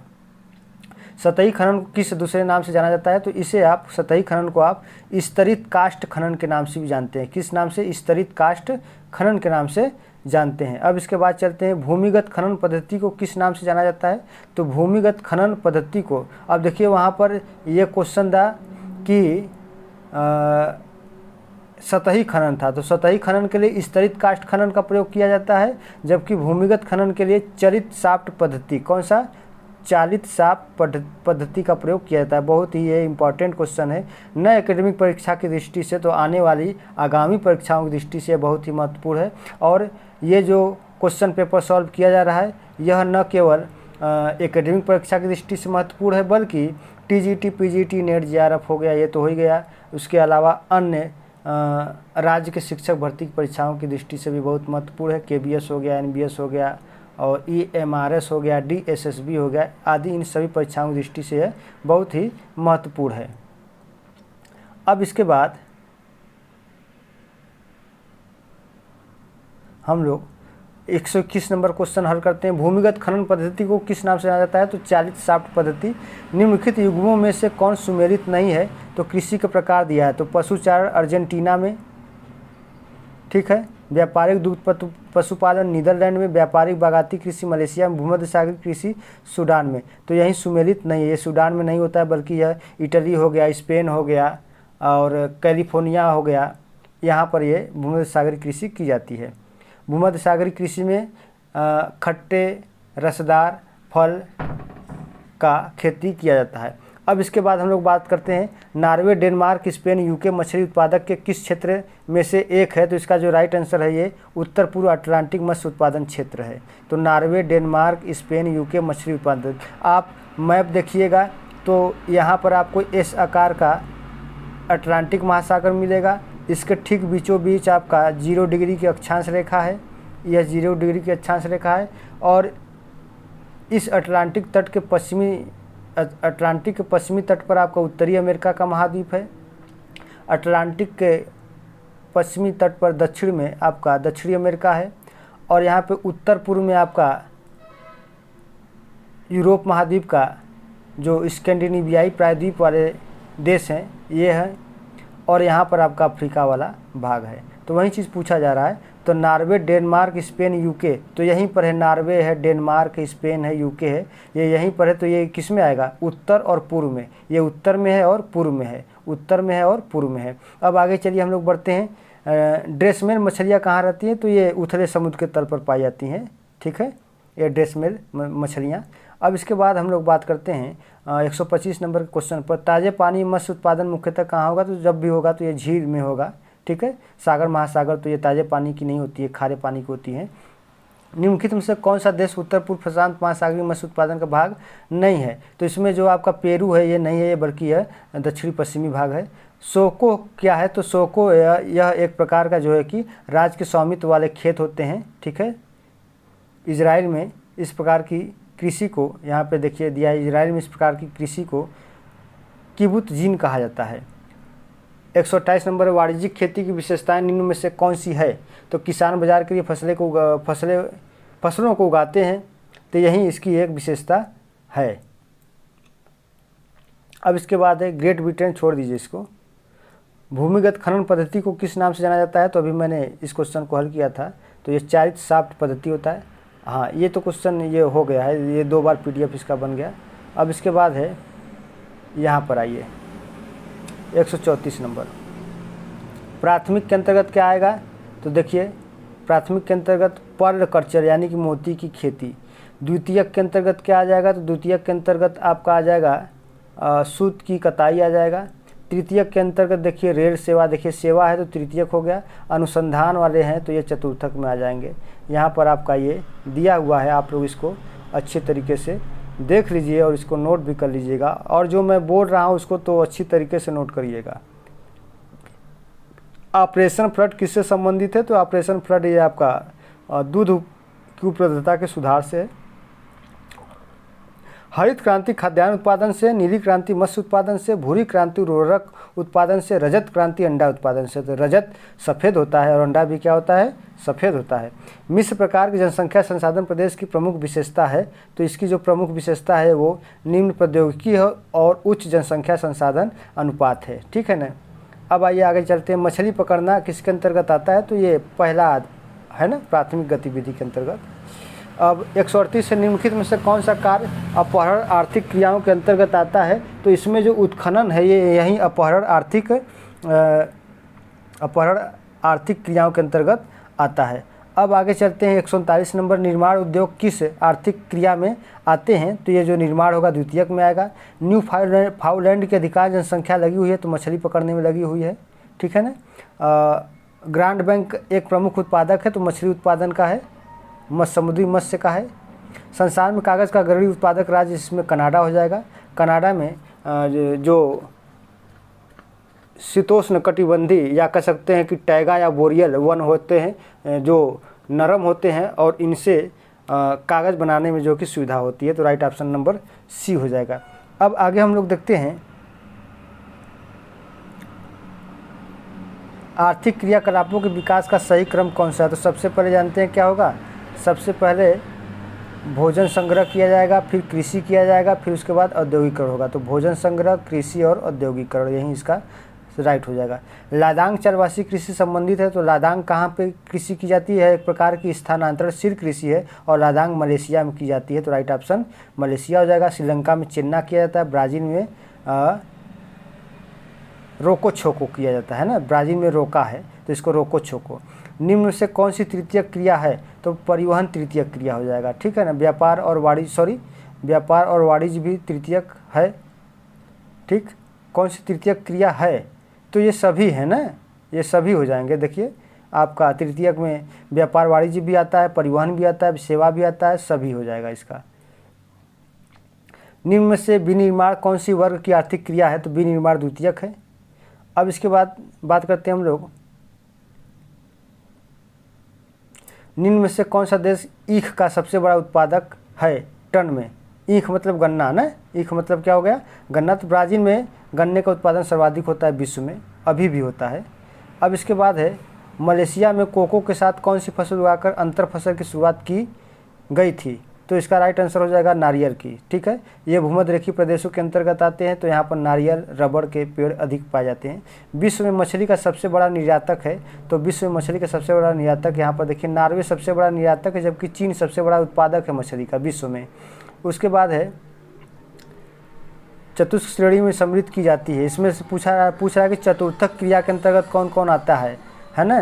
तो सूचना, वाणिज्य, प्रबंधन, निर्माण कार्य। तो इसमें देखिए जो निर्माण कार्य है वो तो आपका द्वितीयक में आएगा, वाणिज्य जो है तृतीयक में आएगा, सूचना आपका चतुर्थक में आएगा, प्रबंधक भी किस में आएगा?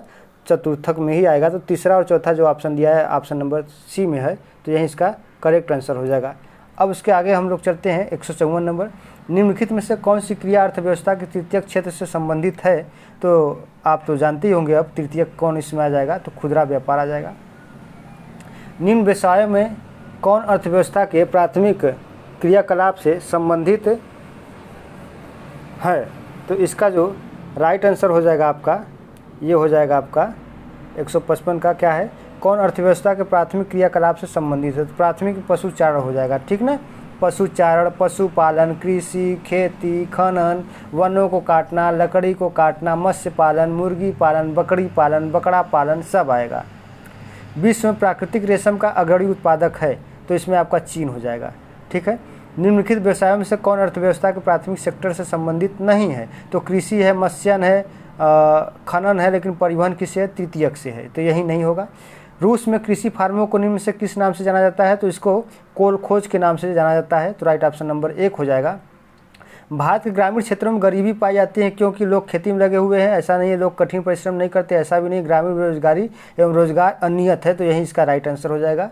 अब इसके बाद चलते हैं हम लोग 160 नंबर, निम्नलिखित में से कौन सा बाजार को प्रभावित नहीं करता है? तो प्राथमिक क्रिया, तृतीयक क्रिया, द्वितीयक क्रिया, चतुर्थक क्रिया। तो ये जो चतुर्थक क्रिया है ये बाजार को प्रभावित नहीं करेगा, बाकी सभी करेंगे। यहाँ पे देखिए डी वाला आंसर दिया है यहाँ पर। अब देखते हैं निम्नलिखित में से कौन मानव की प्राथमिक क्रिया नहीं है। तो इनमें से आपका उद्योग धंधे जो है मानव की प्राथमिक क्रिया नहीं है, बल्कि मत्स्य कर्म है, पशु चारण है, कृषि है। अब इसके बाद हम लोग चलते हैं शिक्षण कार्य क्या है। तो शिक्षण कार्य किससे संबंधित है? शिक्षण कार्य यानी कि शिक्षा देना या लेना, ये तृतीयक से हो जाएगा। सेवा है तो तृतीयक हो जाएगा। आगे चलते हैं, देखिए यहाँ पे शॉर्ट कॉलर वर्कर दिया हुआ है, अभी आगे चल के भी इसका एक्सप्लेन किया जाएगा। अब इसके बाद देखिए क्वेश्चन है 165 नंबर, प्राथमिक क्षेत्र के अंतर्गत इसमें से क्या आएगा? 165 देखिए, आप लोग विचार करिए इस प्रश्न पर। प्राथमिक क्षेत्र के अंतर्गत क्या आएगा आपका? तो प्राथमिक के अंतर्गत आपका आ जाएगा खेती आ जाएगा ना। पहला का दूसरा किस में दिया है? यहाँ भी दिया हुआ है, यहाँ भी दिया हुआ है, बी सी दोनों दिया है, ठीक है। अब गौड़ या द्वितीयक क्षेत्र के अंतर्गत क्या आ जाएगा? तो हस्तकरघा वस्त्र आ जाएगा, द्वितीयक के अंतर्गत आ जाएगा। तो दू का तीसरा कहाँ दिया हुआ है? यहाँ पर दिया है, यहाँ पर भी दिया है। अब उसके बाद तृतीय क्षेत्र में क्या आ जाएगा? परिवहन सेवाएं आ जाएंगी। तो तीसरा का चौथा कहाँ दिया है? इसमें दिया है। तो राइट ऑप्शन आपका बी वाला हो जाएगा, ठीक ना।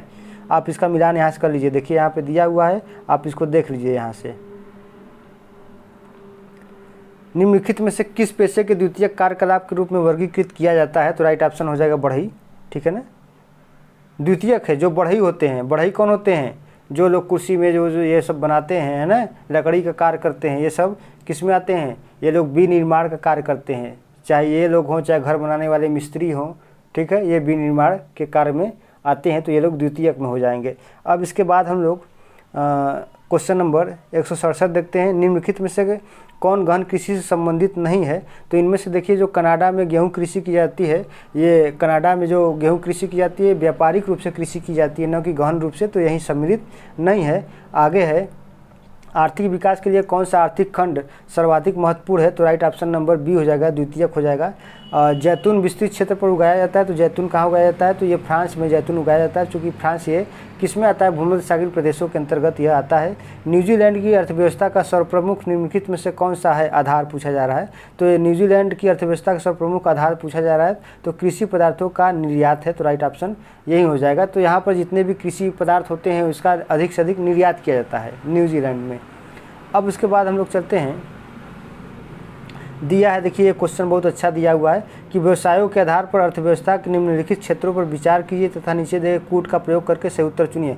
वाणिज्यिक मत्स्य ग्रहण प्राथमिक व्यवसाय है, जबकि निर्वाहन मत्स्य ग्रहण द्वितीय है। तो वाणिज्यिक मत्स्य ग्रहण प्राथमिक है, तो ये गलत हो गया, वाणिज्य प्राथमिक नहीं है, जबकि निर्वाहन मत्स्य ग्रहण द्वितीय है, ये भी गलत हो जाएगा। लकड़ी काटना और फर्नीचर बनाना दोनों द्वितीयक है, ये भी गलत हो गया। परिवहन और प्रतिरक्षा दोनों तृतीयक है, तो ये बिल्कुल सही हो जाएगा। बैंकिंग तृतीयक व्यवसाय है, जबकि प्रबंधन चतुर्थक है, तो तीसरा और चौथा दोनों सही हो जाएगा, तो राइट ऑप्शन आपका यही हो जाएगा। आगे चलते हैं, पीत क्रांति किस फसल के उत्पादन संबंधित है? तो पीत क्रांति का संबंध देखिए इसमें तिलहन उत्पादन से है, जबकि मत्स्य पालन का संबंध नीली क्रांति से है। दुग्ध उत्पादन का संबंध श्वेत क्रांति से है। आइए अब देखते हैं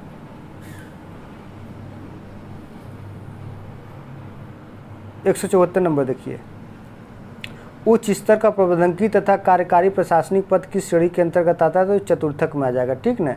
अर्थव्यवस्था का कौन सा खंड टिकाऊ आर्थिक विकास के लिए सबसे कम आवश्यक है? तो इसमें आपका जो चतुर्थक है इसके लिए बहुत कम आवश्यक होगा। अब इसके बाद हम लोग चलते हैं, चावल, गेहूं, गन्ना, चाय, कहवा, रबर उत्पादन और विश्व वितरण। ट्रक फार्मिंग किससे संबंधित है? तो यह साग सब्जी से है। क्या होता है कि जहाँ पर बड़े बड़े कृषि फार्म होते हैं वहाँ पर जो साग सब्जी लगाई जाती है, तो उनका निर्यात प्रायः ट्रकों के माध्यम से किया जाता है, इसलिए उसको ट्रक फार्मिंग का एक नाम ही दे दिया जाता है, ठीक है ना। अब आगे चलते हैं हम लोग 177 नंबर पर, भिटरिसी ने बृहद स्तर पर विश्व को कितने कृषि क्षेत्रों में विभाजित किया है? तो डी भिटरिसी ने सन 1936 में विश्व को कुल 13 कृषि प्रदेशों में विभाजित किया था। 13 का यहाँ पर नाम है, इसके पहले इसको हम लोग सॉल्व कर चुके हैं। 178 नंबर है, निम्नलिखित देशों में से कौन एक रबर का प्रमुख उत्पादक नहीं है? हाँ, एक बार आप लोग यदि जो लोग यहाँ से स्क्रीनशॉट लेना चाहे तो स्क्रीनशॉट ले लीजिए, नहीं तो इसको नोट करना चाहे तो इन 13 का नाम नोट कर लीजिए। अब उसके बाद 178 है, निम्नलिखित देशों में से कौन सा रबर का प्रमुख उत्पादक नहीं है? तो इंडोनेशिया तो हैया है, थाईलैंड भी है, मलेशिया भी है, ये सभी भूमध्य सागरीय प्रदेश के अंतर्गत आने वाले देश हैं, विषुवत रेखा के अंतर्गत आने वाले देश है, जबकि ब्राज़ील ये उष्ण और शीतोष्णकटिबंध के अंतर्गत आता है, तो इसमें जो ब्राज़ील होगा यही नहीं होगा। अब उसके बाद नगर के केंद्र से बाह्य भाग तक वान थ्यूनेन द्वारा प्रतिपादित कृषि संबंधी गतिविधियां व्यवस्थित कीजिए। तो देखिए, प्रथम पेटी ये होगी प्रथम पेटी, द्वितीय पेटी, तृतीय पेटी, चतुर्थ, पंचम और सिक्स पेटी हो गई, ये हो गया छठवां पेटी। तो इन छठवां में देखिए मैंने गलत कह दिया, ये पहली पेटी है, 1 number, 2 number, 3 number, 4 number, 5 number, 6 number है। तो पहली पेटी में जो है कि क्या होता है, तो पहली पेटी में आपका जब भी होगा तो पहली पेटी में अनाज की खेती होगी, ठीक है ना, और दूसरी में क्या होगा,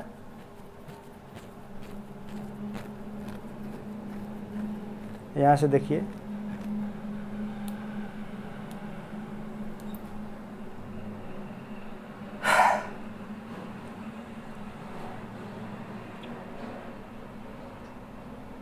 पहली खेती में देखिए विपणन होगा, ठीक है ना, विपणन खेती मतलब जिसमें साग सब्जी आएगा, दुग्ध उत्पादन आएगा।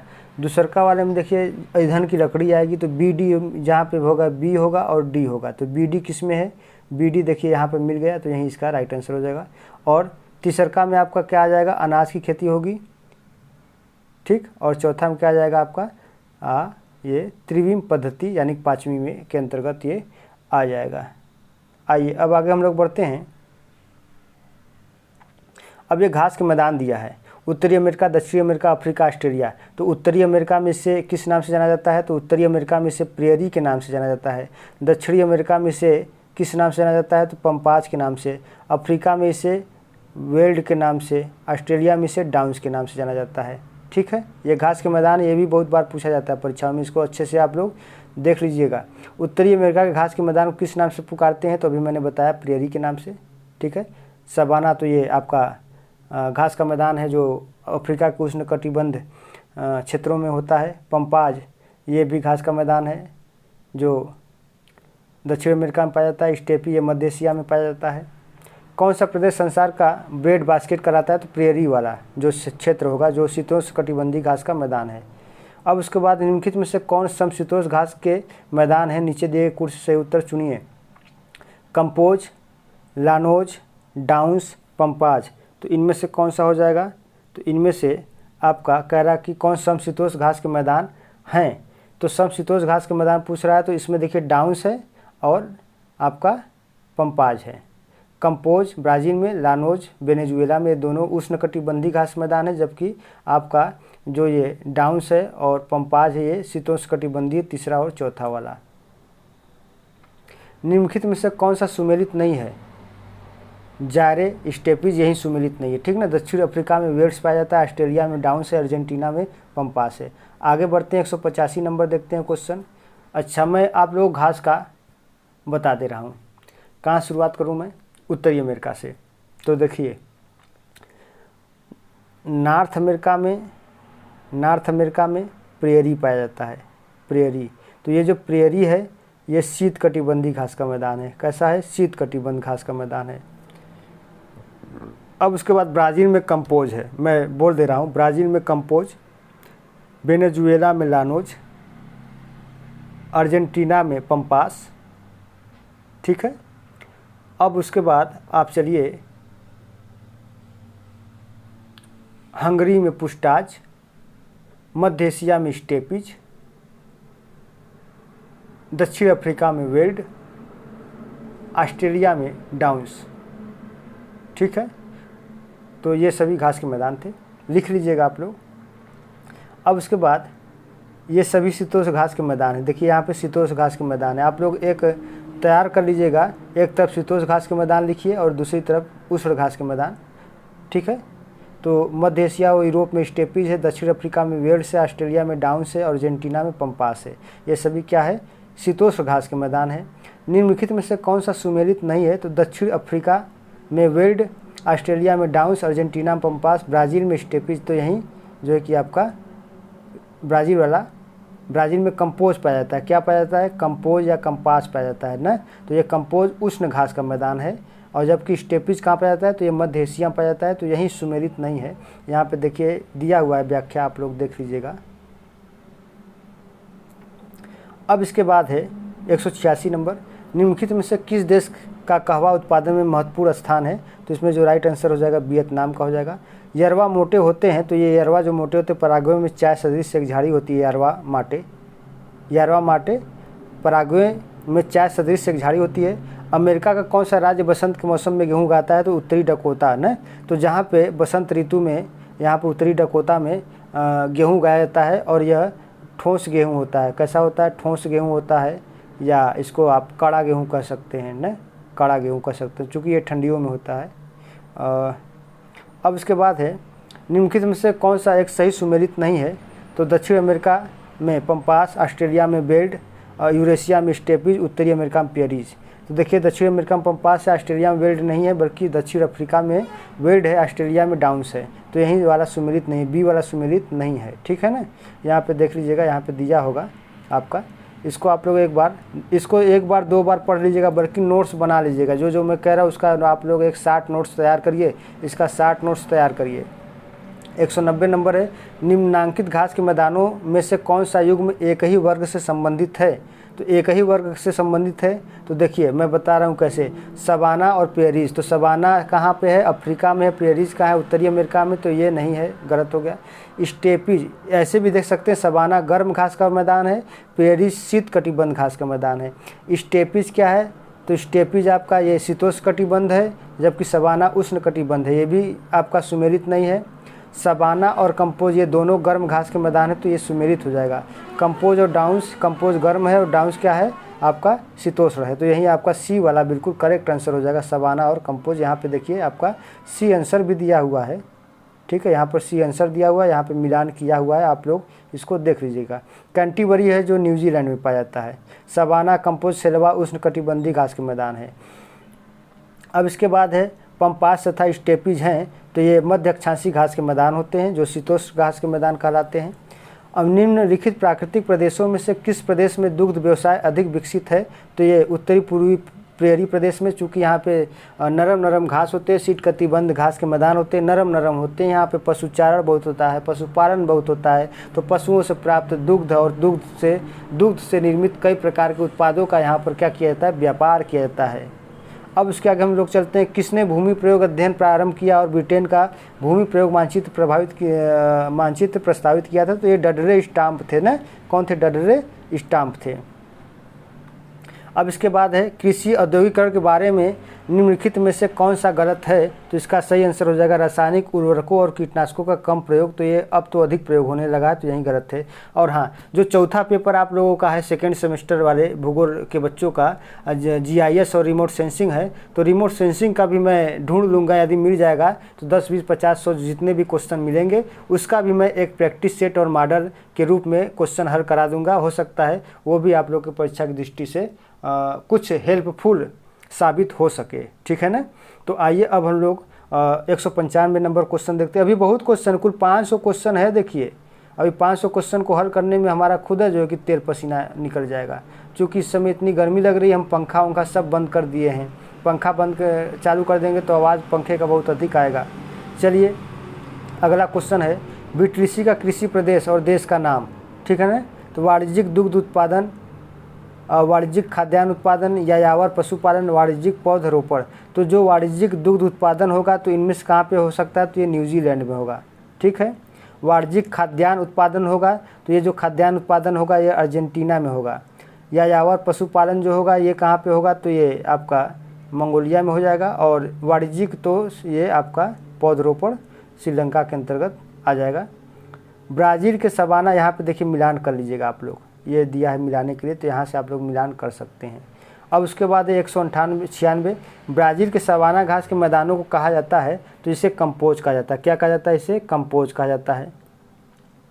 निम्न में से किस पारिस्थितिकी तंत्र को बड़े शिकारों की भूमि का नाम दिया गया। बहुत बढ़िया क्वेश्चन दिया गया, तो सवाना को बड़े शिकारों की भूमि का नाम दिया गया। क्यों, क्योंकि सवाना में इतने बड़े बड़े घास होते हैं, इतने बड़े बड़े घास होते हैं कि उसमें लोग बड़े छुप करके जो कि हाथी का शिकार कर लेते हैं, बड़े बड़े जानवरों का शिकार करते हैं। ये 8 मीटर 9 मीटर ऊंचे जो है कि घास के मैदान होते हैं। जैसे हमारे यहाँ ना पतलो होता है, सर पतलो होता है ना, तो उसी तरीके से वहाँ पर भी इतने बड़े बड़े घास के मैदान होते हैं, सवाना घास के मैदान। इसीलिए इसको सवाना घास के मैदान को बड़े शिकारों की भूमि का नाम कहा जाता है, क्योंकि इसमें बड़े आसानी से शिकार कर लिए जाते हैं। इसमें इंसान भी शिकार कर लेता है, शेर बाघ भी शिकार कर लेता है, छुप करके शिकार कर लेता है। चूँकि शेर और बाघ जो होते हैं छुपे रहते हैं, उसको कोई छोटा जानवर देख नहीं पाता। वो लोग तो हाथी तक का शिकार कर लेते हैं 10 ठो से 4 ठो से लपट करके। आगे चलते अब हम लोग 198 पठारों में व्यक्तियों का प्रमुख व्यवसाय है। तो पठारों में देखिए व्यक्तियों का जो प्रमुख व्यवसाय है वो पशुपालन ही है ना।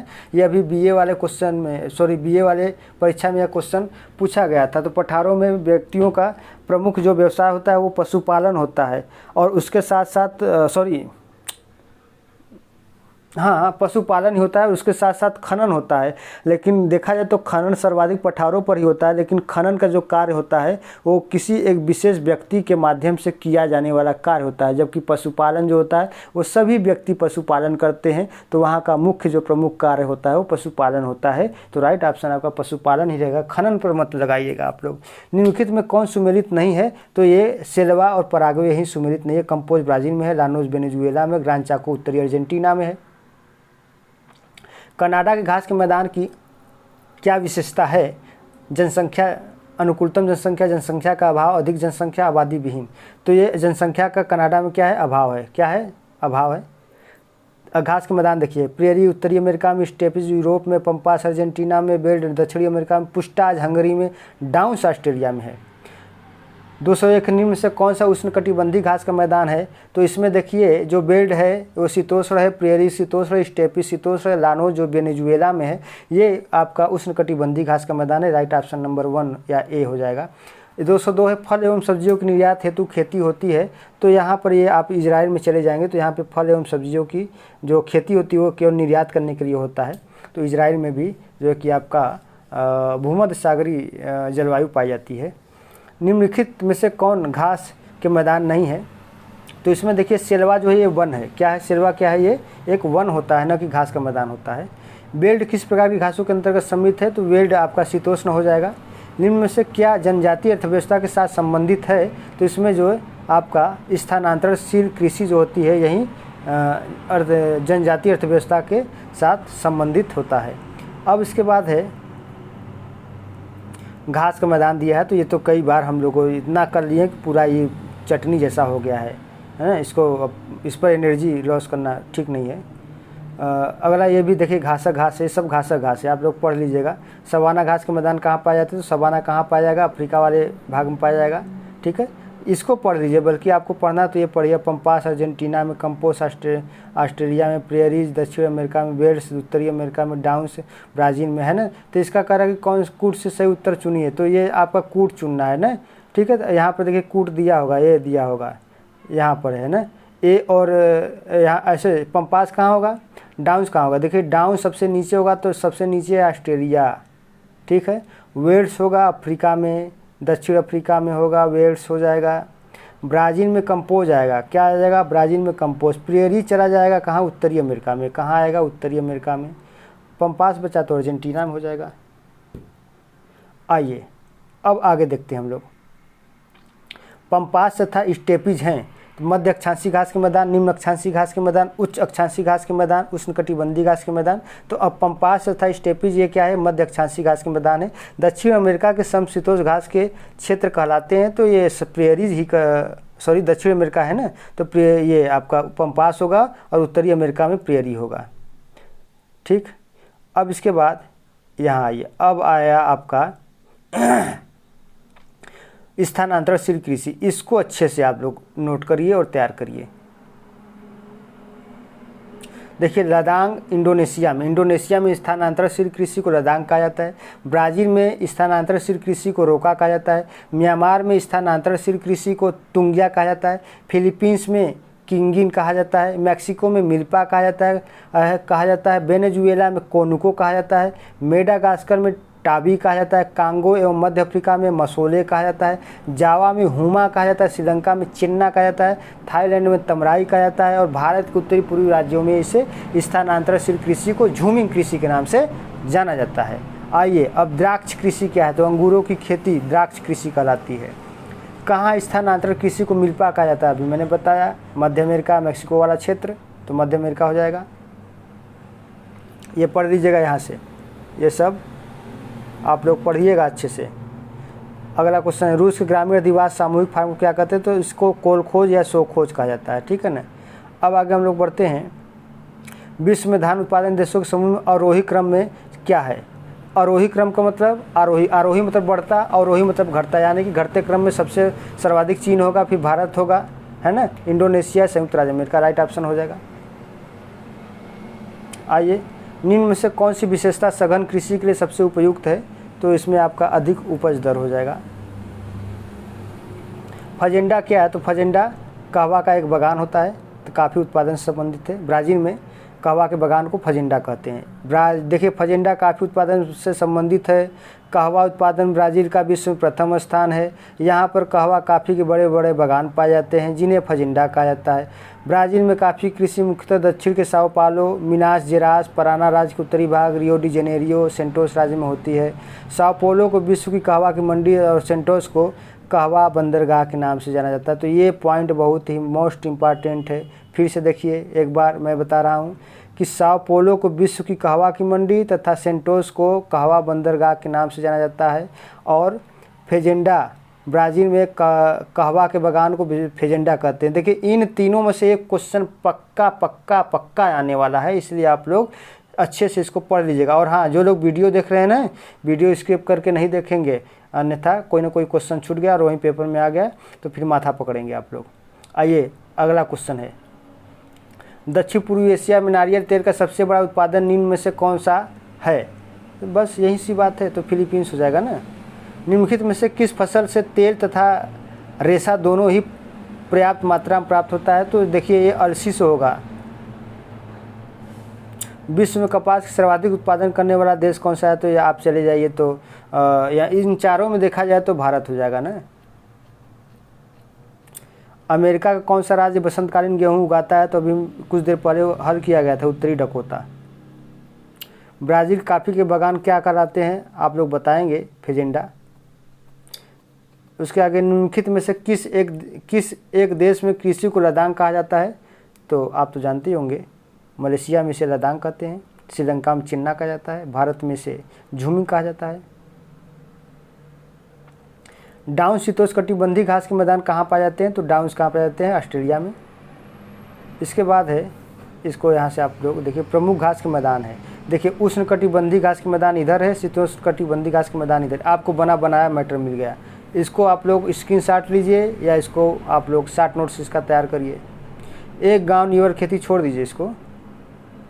सूची 1 को सूची 2 से मिलान करना है। मलेशिया है, ब्राज़ील है, क्यूबा है, हवाई है। तो मलेशिया में क्या होगा, रबड़ होगा। ब्राज़ील में क्या होगा, कहवा होगा। क्यूबा में क्या होगा, चीनी होगा। हवाई द्वीप में क्या होगा, तो ये हवाई द्वीप में क्या हो जाएगा, काफ़ी हो जाएगा।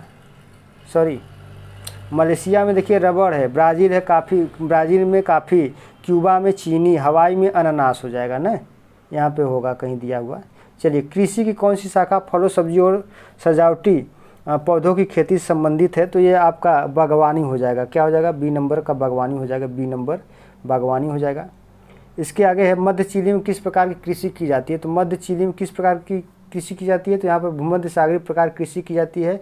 यहाँ की क्या विशेषता है कि शीत ऋतु यानी कि जाड़े में खूब वर्षा होती है, गर्मियाँ शुष्क रहती हैं, और यहाँ पर खूब रसदार खट्टे फल जैसे नींबू, संतरा, अंजीर, खुबानी, मौसमी, खूब फल होता है रसेदार। विटामिन सी की तो कमियाँ नहीं है यहाँ पर कभी। निम्नलिखित में से कौन सा बागायती कृषि का क्षेत्र नहीं है, तो राइट ऑप्शन आपका क्या हो जाएगा, पूर्वी संयुक्त राज्य अमेरिका हो जाएगा। आइए उसके आगे अब हम लोग देखते हैं, उपयुक्त सूत्र का उपयोग किसके निर्धारण हेतु किया जाता है, तो राइट ऑप्शन हो जाएगा उपयुक्त सूत्र। अब पता नहीं कौन सा सूत्र दिया है, छोड़ दीजिए इसको, ये क्वेश्चन कोई मतलब नहीं, कौन सा सही सुमेलित नहीं है। आइए, तो ये सूडान में नगासू है, श्रीलंका में चेन्ना है, मलाया मिल्पा में, फिलीपींस कैंगिन या कैंजिन मलाया मिल्पा। तो मिल्पा जो है मध्य अमेरिका में या मैक्सिको के तट पर होता है, तो यही सुमेलित नहीं है। निम्न में से कौन सा सुमेलित नहीं है? Prairie Canada, pampas Argentina, downs Australia, llanos New Zealand. तो लानोज जो है वेनेजुएला में होता है, न कि न्यूजीलैंड में है। न्यूजीलैंड में कैंटरबरी होता है। आगे चलते हैं। ये देखिए विश्व के कुछ प्रमुख घास स्थल, इसका बढ़िया से आप लोग एक स्क्रीनशॉट लीजिएगा तो खूब अच्छा वाला स्क्रीनशॉट लीजिए या इसका एक शॉर्ट नोट्स तैयार करिए। देखिए ऐसा नहीं कि समय बीत चुका है, ये 2 घंटे का काम है। आप लोग इसका स्क्रीनशॉट ले लीजिए या नोट्स तैयार कर लीजिए, एक पन्ने पर लिख लीजिए। परीक्षा जब हो, परीक्षा में लेके जाए, मतलब परीक्षा देने जाइए तो इसको लेते जाइए और वहीं पर आप लोग एक बार रिवीजन कर लीजिएगा। ये सब छोटे छोटे चीज़ों का ये परीक्षा में आ गया तो बहुत ही 2-4 क्वेश्चन आपका प्लस हो ही जाएगा। देखिए पेपर बहुत ख़तरनाक बनाया जा रहा है, पास होना बड़ा दुर्लभ हो जा रहा है, नंबर आना तो बहुत दूर की बात है। निम्नलिखित सूची फर्स्ट के साथ सूची को सुमेलित करना है। मध्य अमेरिका है, ब्राज़ील है, श्रीलंका, मलेशिया है, भारत है। तो भारत में क्या होता है? पौधा होता है। मलेशिया में क्या होता है? तो मलेशिया में लदांग होता है। श्रीलंका में चेन्ना हो जाएगा। मध्य अमेरिका एवं ब्राज़ील में आपका मिल्पा हो जाएगा। ठीक है, यहाँ पे देखिए दिया हुआ है ये। अब आगे चलते हैं हम लोग। निम्नलिखित में से कौन सी सुमेलित नहीं है? ठीक है, कौन सा सुमेलित नहीं है? तो डाउन्स ऑस्ट्रेलिया में होता है, पूछताछ जर्मनी में है, वेल्ड दक्षिणी अफ्रीका में, पंपाज अर्जेंटीना में। तो जो पूछताछ है हंगरी में होता है, न कि जर्मनी में होता है। तो यही जो है कि नहीं सम्मिलित है, तो राइट ऑप्शन बी हो जाएगा। ये घास के मैदान है, कुछ लोग तो पहली बार ही सुन रहे होंगे। अरेबिका और रोबस्टा किसकी किस्म है? तो अरेबिका और रोबस्टा ये भारत में पाई जाने वाली कॉफ़ी या कहवा की एक प्रजाति है। बियर ऑफ व्हिस्की के उत्पादन के लिए बियर और व्हिस्की है। हाँ, जो लोग पीते हैं बियर का, अच्छा वह बियर है। बियर और व्हिस्की के उत्पादन के लिए निम्न में से किस फसल का उपयोग किया जाता है? तो इसके लिए जौ का प्रयोग किया जाता है ना। निम्नलिखित परिस्थितियों में से गेहूं की अच्छी खेती के लिए कौन सा युग आवश्यक है? तो ये मध्यम तापमान और मध्यम वर्षा होता है। अब इसके बाद है गुड़ खाड़ क्या होता है? तो ये गन्ने से प्राप्त होने वाली काले भूरे रंग की एक चाशनी होती है। निम्न में से किस पौधे में थीन नामक उत्तेजक पदार्थ होता है? तो ये इन चारों में देखिए चाय में ये सर्वाधिक होता है। चाय पीते मान लोग एकदम फुर्ती में हो जाते हैं, यही उत्तेजक पदार्थ होता है थीन। भारत के अब देखिए चाय के पौधे में थीन नामक उत्तेजक पदार्थ होता है। चाय के लिए 21 डिग्री से 19 डिग्री सेंटीग्रेड तक का तापमान आवश्यक होता है। वो चाय के लिए वर्षा 150 से 200 सेंटीमीटर उपयुक्त होती है। विश्व के प्रमुख चाय उत्पादक देश निम्नलिखित हैं, जिसमें चीन है, भारत है, केन्या, श्रीलंका है। ठीक है, 243 से निम्नलिखित में से चावल के वर्गीकरण का एक प्रकार कौन सा है? जैपेनिका, इंडिका, तो ये दोनों ही है ना, यही हो जाएगा। तो जैपेनिका जापान में उष्णकटिबंधीय चावल जैपेनिका और उष्णकटिबंधीय चावल को इंडिका के नाम से जाना जाता है। अब इसके आगे है बाजरे की खेती के लिए वर्षा की आवश्यक सीमा कितनी होनी चाहिए? तो वर्षा की आवश्यक सीमा 50 सेंटीमीटर से 72 सेंटीमीटर होना चाहिए। ये मोटा अनाज है ना, बाजरा हो गया, मक्का हो गया, जौ हो गया, ये सब मोटे अनाज है। तो इसके लिए बहुत बारिश की आवश्यकता नहीं, बस 100 सेंटीमीटर के अंदर ही बारिश होगी, बिल्कुल फटाफट ये सब फसल हो जाएंगे और बढ़िया उत्पादन भी करेंगे। निम्नलिखित में से कौन जायद की फसल है? तो देखिए रबी और फसल के बीच में जो फसल बोई जाएगी, रबी और खरीफ के बीच में जो फसल बोई जाएगी उसी को जायद की फसल कहेंगे। तो रबी की फसल कब? जाड़े में। खरीफ की फसल कब? खरीफ की फसल कब? बरसात में। तो जाड़े बरसात में कौन बचा? गर्मी बचा। तो गर्मियों में जो फसल होगी उसे जायद की फसल कहेंगे, जिसमें हिरमाना, खरबूज, ककड़ी, खीरा यही सब होता है, साग सब्जी होता है ना, उसको जायद कहा जाता है। चलिए आगे चलते हैं हम लोग। 246 निम्नलिखित में से विश्व के किस भाग में कठोर बसंतकालीन गेहूं बोया जाता है?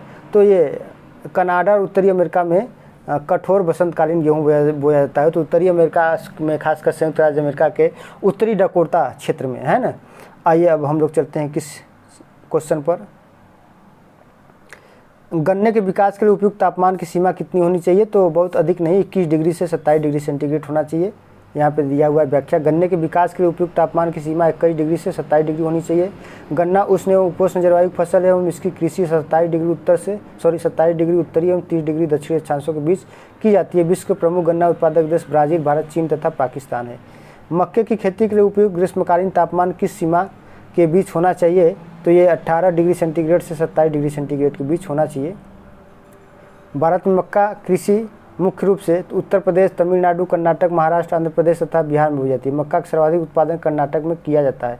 मक्की की खेती के लिए 18 डिग्री सेंटीग्रेड से 27 डिग्री सेंटीग्रेड के बीच तापमान आवश्यक होता है।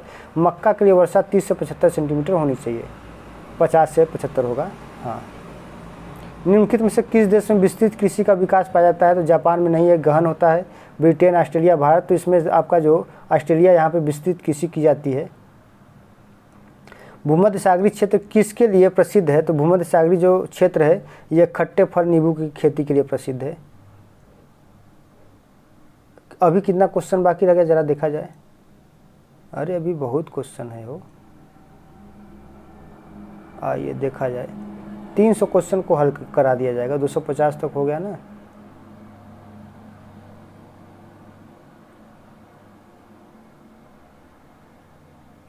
वर्ष 2013 में विश्व में कहवा का अग्रणी उत्पादक देश था। तो ये 13 की बात पूछ रहा है। कहवा है तो ब्राज़ील है, आज भी ब्राज़ील है, ठीक ना। कहवा या कॉफ़ी में ब्राज़ील का प्रथम स्थान है।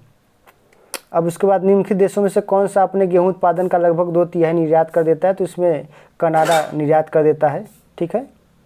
अर्जेंटीना भी करता है लेकिन कम करता है। ऑस्ट्रेलिया भी करता है, वो भी कम करता है। निम्नलिखित द्वीपों में कौन मसालों के लिए नहीं जाना जाता है? तो ग्रेनेडा, टुवालू, माल्टा, मालदीव। तो इनमें जो मालदीव है ये नहीं जाना जाता है, ठीक, बाकी सभी जाने जाते हैं।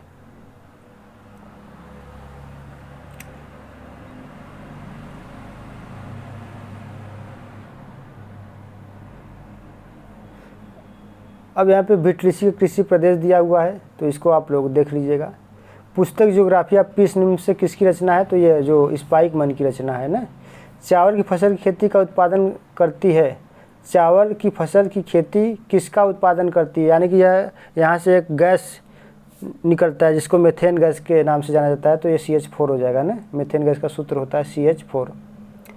निम्नलिखित में से कौन सी फसल अंतर्राष्ट्रीय व्यापार में कुल उत्पादन की दृष्टि से कम है? तो इसका राइट ऑप्शन क्या हो जाएगा? आपका चावल हो जाएगा ना।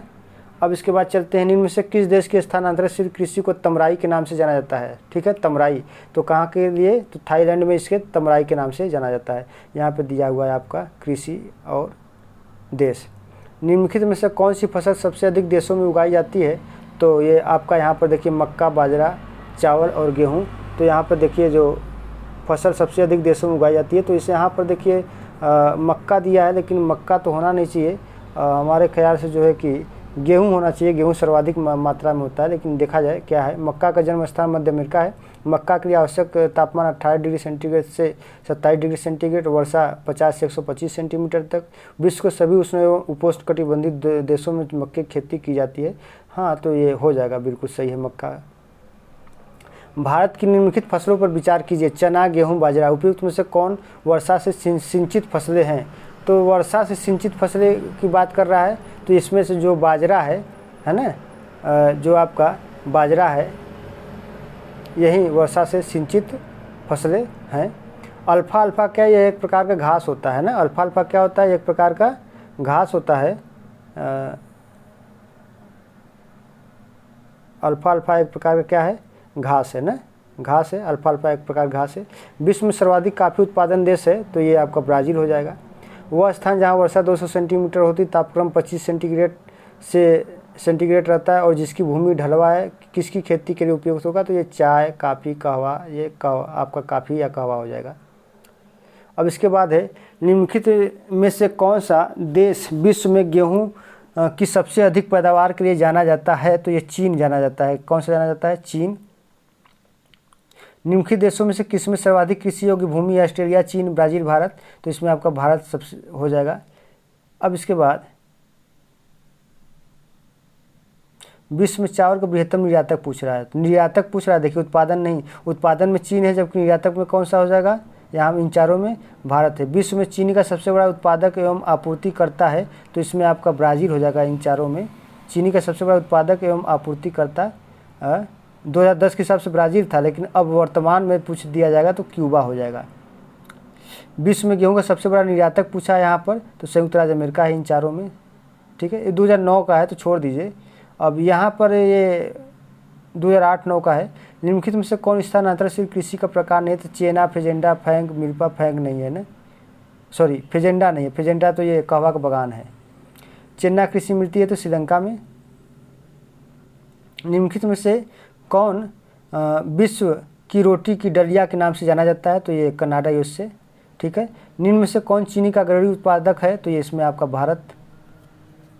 कब का है ये क्वेश्चन? 2001 का है, ये तो गलत हो गया, भारत नहीं होना चाहिए, वर्तमान में क्यूबा ही है। चलिए आगे हम लोग चलते हैं। अब ये सब ये लद्दाख संबंधित है तो बागानी कृषि से है। अब उसके बाद अब क्या है? ट्रक फार्मिंग तो बताया ही गया है। विश्व में प्राकृतिक रबर का अग्रणी उत्पादक इसमें कौन सा है? तो थाईलैंड है, ठीक है।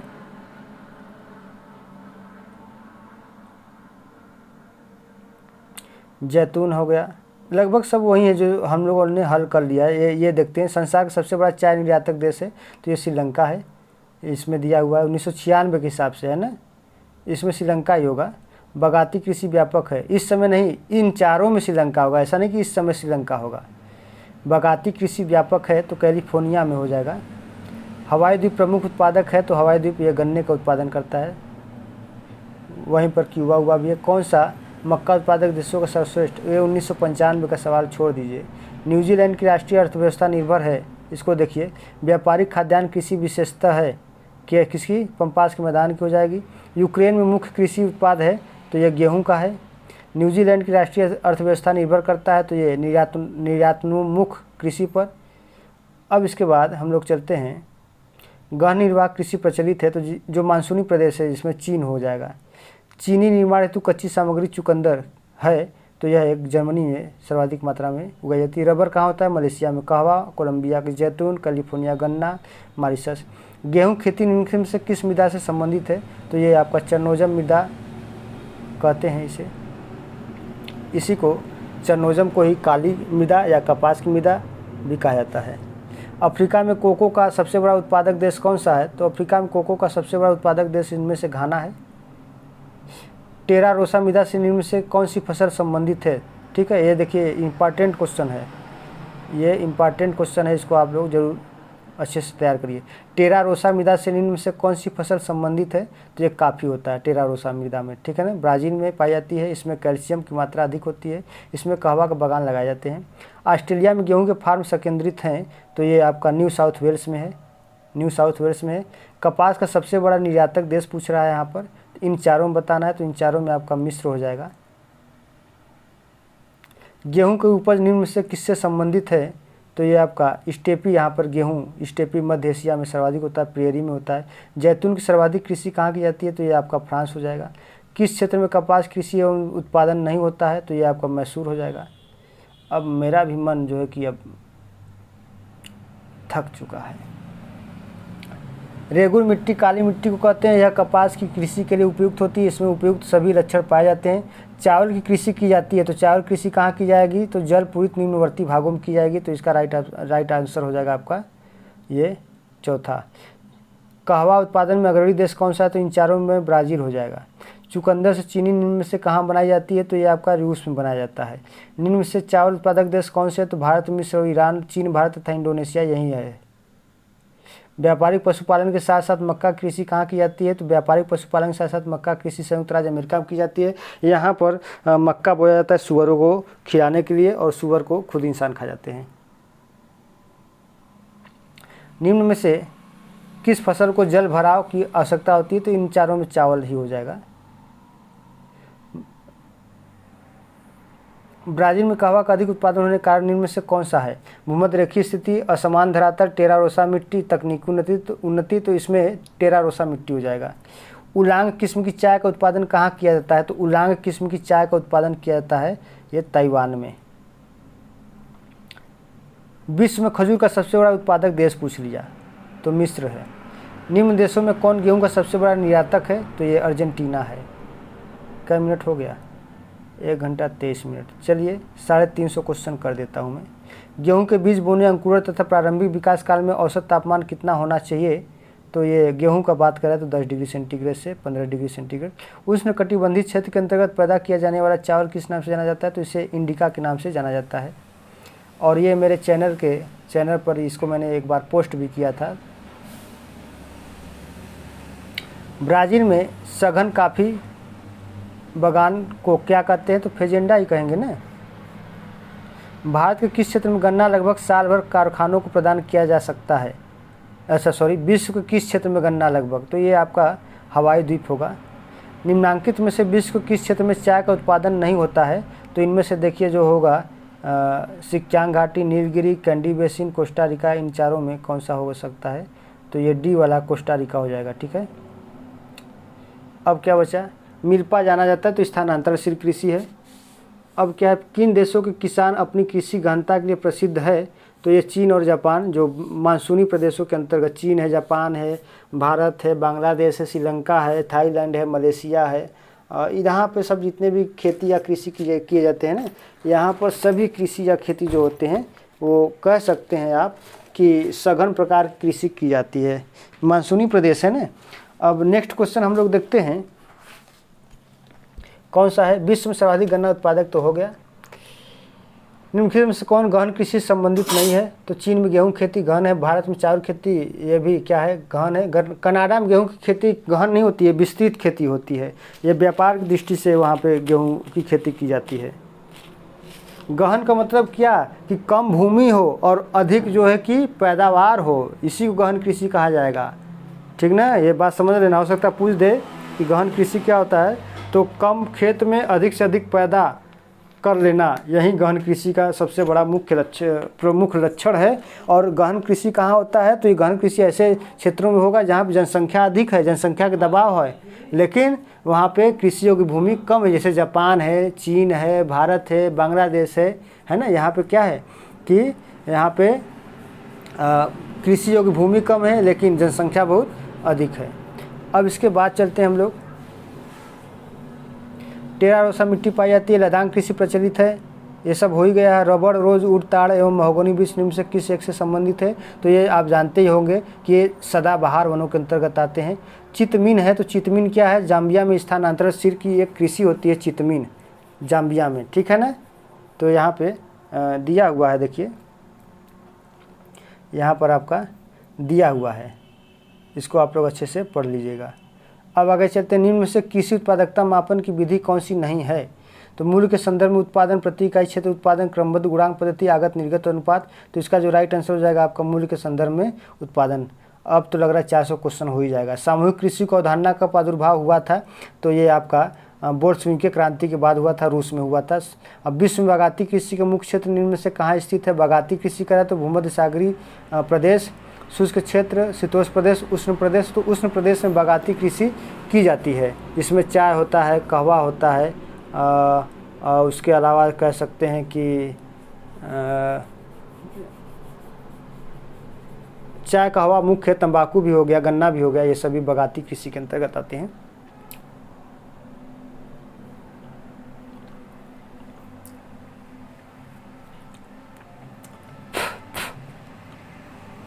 आगे, निम्नलिखित में से कौन सा स्थान अंतरशील कृषि का एक प्रकार नहीं है? तो चेन्ना है, मिल्पा है, फेजेंडा नहीं है। फेजेंडा इसमें से नहीं है।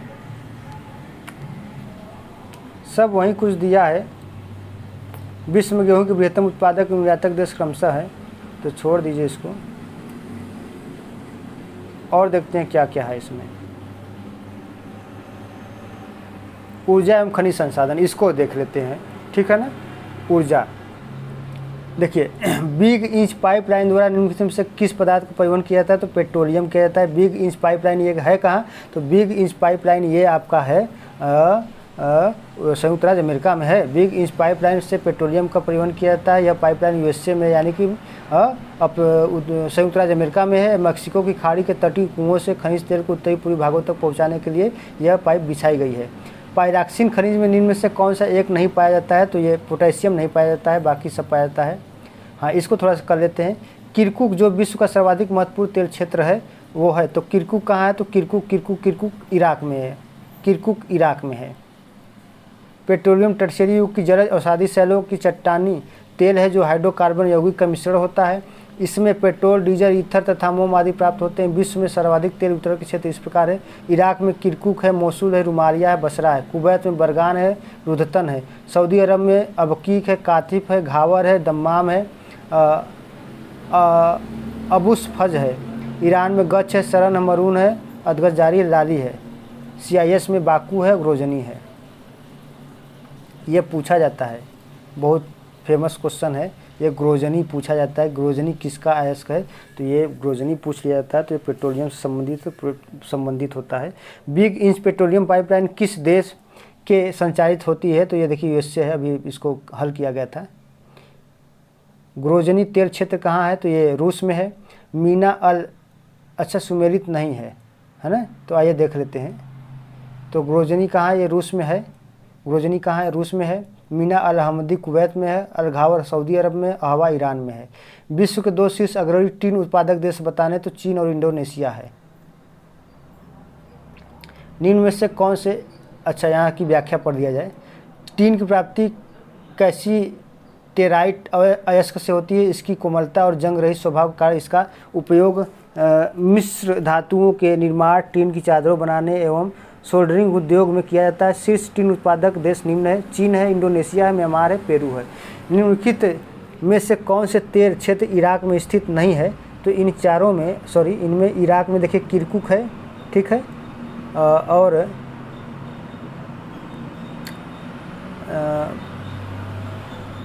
इन चारों में देखिए क्या पूछ रहा है कि इराक में स्थित नहीं है, तो इराक में किरकुक है, ठीक है, किरकुक हो जाएगा।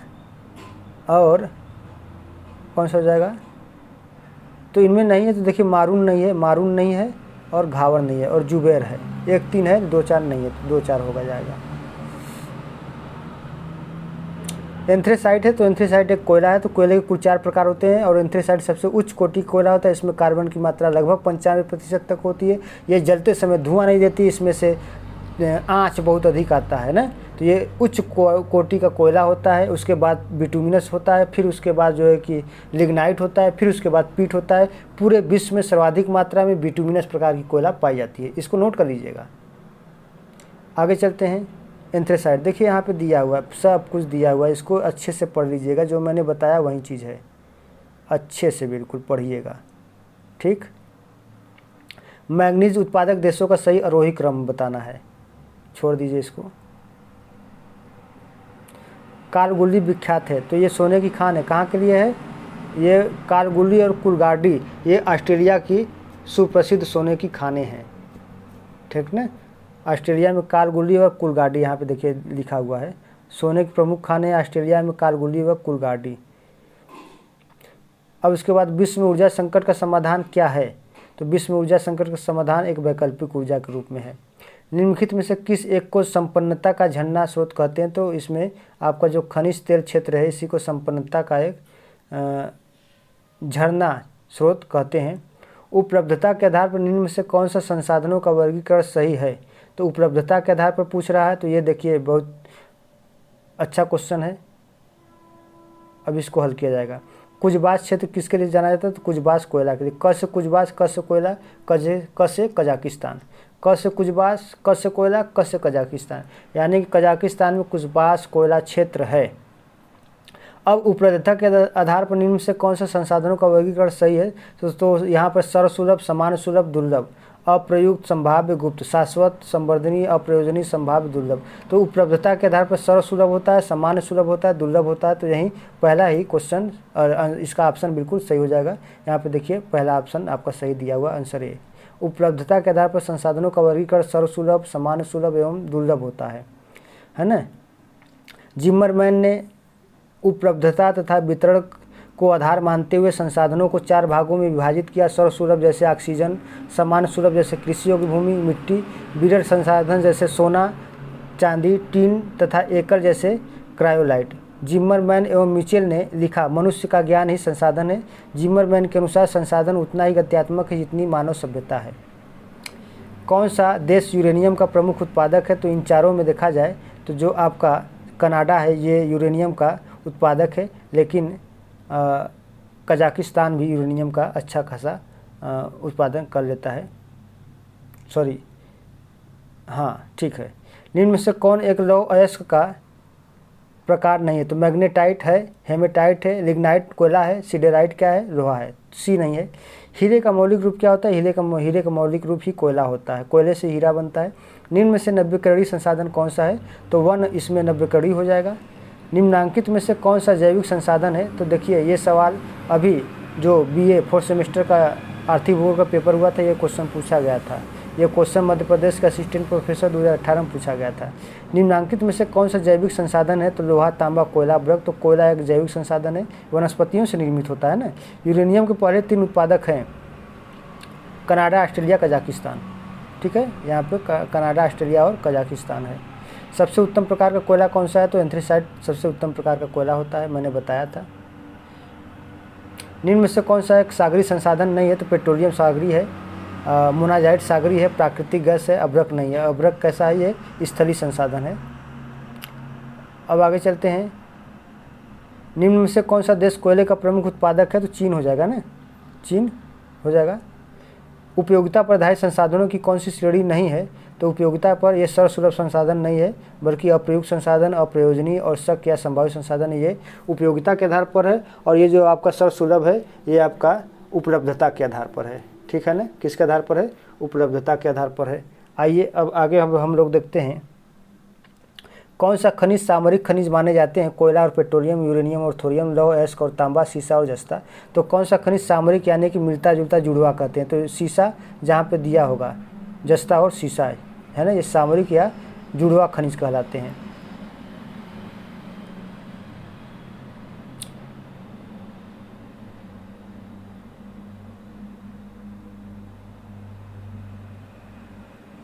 हाँ, यहाँ देखिए निम्न 440 का निम्नलिखित में से कौन सा एक खनन नगर का उदाहरण नहीं है? तो ये तेहरान खनन नगर का उदाहरण नहीं है।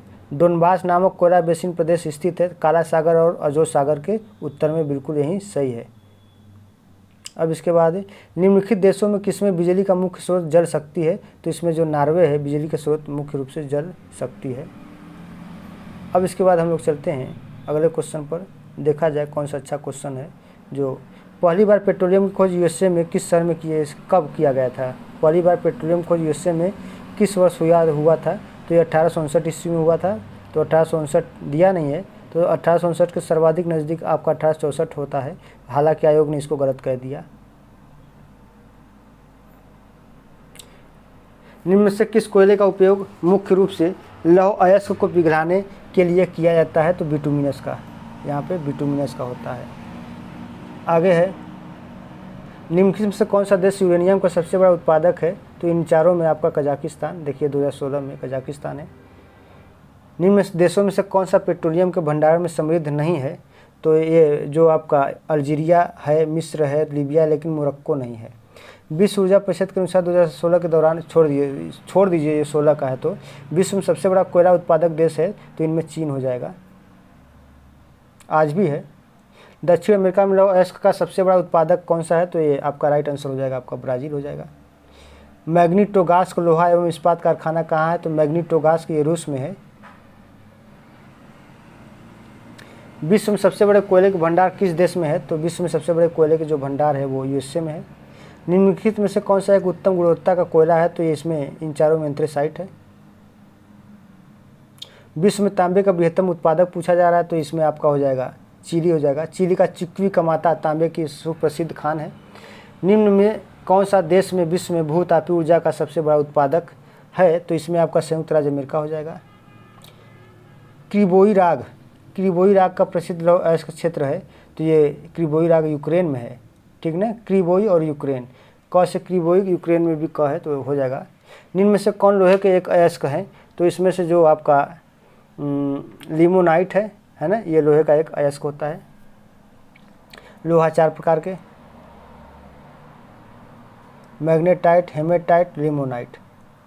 निम्न में से कौन सा युग्म सही नहीं है? मैग्नीज, गैबन, तांबा, वेनेजुएला। तो ये वेनेजुएला में आपका पेट्रोलियम अधिक होता है, तांबा नहीं होगा, तो यही आपका सुमेलित नहीं है। विश्व में पेट्रोलियम के सर्वाधिक संचित भंडार कहाँ पर है? तो ये आपका सऊदी अरब में है, तो राइट ऑप्शन सऊदी अरब हो जाएगा। वर्तमान में देखेंगे तो आपका वेनेजुएला है पेट्रोलियम के भंडार में। अब इसके बाद सूची 1 का सूची 2 से मिलान करना है। टीन, थोरियम, यूरेनियम, तांबा। ठीक है, तो टीन कहाँ पे होगा सर्वाधिक? तो टीन मलेशिया में होता है, थोरियम कनाडा में हो जाएगा, यूरेनियम कहाँ होगा? कनाडा में। यूरेनियम में थोरियम, हाँ थोरियम भारत में है, यूरेनियम कनाडा में, तांबा का जाम्बिया में हो जाएगा। अब ये देखिए मेसाबी श्रृंखला या मेसाबी रेंज है। तो मेसाबी रेंज ये कहाँ पे है? तो यूएसए में है मेसाबी रेंज। ठीक है, लारेन कहाँ है? तो लारेन जर्मनी में है, लारेन जर्मनी में है। मिनास जेराइस फ्रांस में है। सीगरलैंड घाटी ब्राज़ील, ये आपको ब्राज़ील में है। सॉरी, यहाँ से आप मिलान करिए। Brazil Manas जेराइस, France Lauren, Germany सीगरलैंड घाटी, यूएसए मेसाबी रेंज। प्रथम प्रकार का कोयला जानते हैं कौन सा होता है? एंथ्रेसाइट होता है। द्वितीय प्रकार का कोयला बिटुमिनस होता है। तृतीय प्रकार का कोयला लिग्नाइट होता है। चौथा जो है कि पीट होता है। विश्व में तांबे का सबसे बड़ा निर्यातक पूछ रहा है, तो इन चारों में जाम्बिया है। उसके आगे, निम्न में से कौन सा क्षेत्र कोयला उत्खनन हेतु प्रसिद्ध है? अच्छा, ये क्वेश्चन कहाँ गया? इस क्वेश्चन का आंसर यहाँ से हम लोग शुरुआत करते हैं। हाँ, विश्व में जल विद्युत का अग्रणी उत्पादक है, यहाँ पर संयुक्त राज्य अमेरिका हो जाएगा। सूची 1 को सूची 2 से मिलान करना है। बॉक्साइट छोड़ दीजिए इसको। संयुक्त राज्य अमेरिका की बड़ी झीलों के किनारे स्थित निम्नलिखित नगरों का पश्चिम से पूर्व सही क्रम है। पश्चिम से पूर्व कह रहा है, तो पश्चिम से पूर्व चले जाएंगे तो आपका मिशिगन झील के किनारे आपका शिकागो है, और डेट्रॉयट है। सुपीरियर झील के किनारे आपका डुलूथ है ना? तो सबसे पहले डुलूथ आएगा ना, तो ये तीसरा वाला आएगा। देखते हैं क्या होगा। 3 नंबर दिया है कहीं पर, हाँ दिया है ये। तो डुलूथ है, सुपीरियर झील किनारे, फिर मिशिगन, डेट्रॉयट, इरी झील किनारे। निम्न में से कौन सा क्षेत्र कोयला उत्खनन हेतु प्रसिद्ध है? तो किरकुक, ये पेट्रोलियम के लिए जाना जाता है। किरकुक किसके लिए है? पेट्रोलियम के लिए। कारगंडा कोयला के लिए जाना जाता है। कस कारगंडा, कस कोयला, कस किरकुक। निम्नलिखित में से कौन सा खनिज उष्णकटिबंधीय उष्ण प्रदेशों के एंडीज क्षेत्र में सर्वाधिक उल्लेखनीय है? तो तांबा हो जाएगा इन चारों में। आगे मध्य पूर्व में खनिज तेल का अग्रणी उत्पाद है, तो इसका सऊदी अरब हो जाएगा। राइट ऑप्शन हो जाएगा सऊदी अरब। इसके बाद चलते हैं, निम्न में से कौन स्वच्छंद उद्योग है? तो स्वच्छंद इलेक्ट्रॉनिक उद्योग होता है, इसी को फुटलूज उद्योग भी कहते हैं। निम्न में से कौन सबसे बड़ा मत्स्य क्षेत्र है? तो इनमें ग्रांड बैंक हो जाएगा। निम्न प्रदेशों में किसमें सर्वाधिक जल विद्युत संभाव्यता है? तो यहाँ पर आपका राइट आंसर हो जाएगा मध्य अफ्रीका हो जाएगा। संसार के निकिल उत्पादन में लगभग 99% योगदान है, तो किसका है? कनाडा का है। निम्न में से कौन सुमेलित नहीं है? एक्रान कृत्रिम रबर के लिए है। ओसाका पोत निर्माण के लिए, तो ओसाका सूती वस्त्र के लिए जाना जाता है। मैग्नीटोगास लोहा इस्पात के लिए, बाकू तेल शोधन के लिए है। लौह अयस्क के सर्वाधिक भंडार पाए जाते हैं, तो इन चारों में ब्राज़ील में पाया जाता है। तो 2002 का है, तो ये तो पढ़ने की ज़रूरत नहीं है। आगे हम लोग चलते हैं।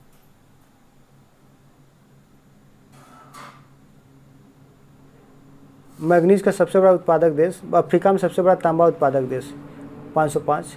अफ्रीका में सबसे बड़ा तांबा उत्पादक देश कौन सा है? तो जाम्बिया है। मैग्नीज का सबसे बड़ा उत्पादक देश कौन सा है? तो रूस है। क्वींसलैंड निम्नलिखित में से किस देश में है? तो ये क्वींसलैंड ऑस्ट्रेलिया में है। पॉइंट बैरो निम्न में से किससे संबंधित है? तो ये आपका पेट्रोलियम से संबंधित है, पॉइंट बैरो।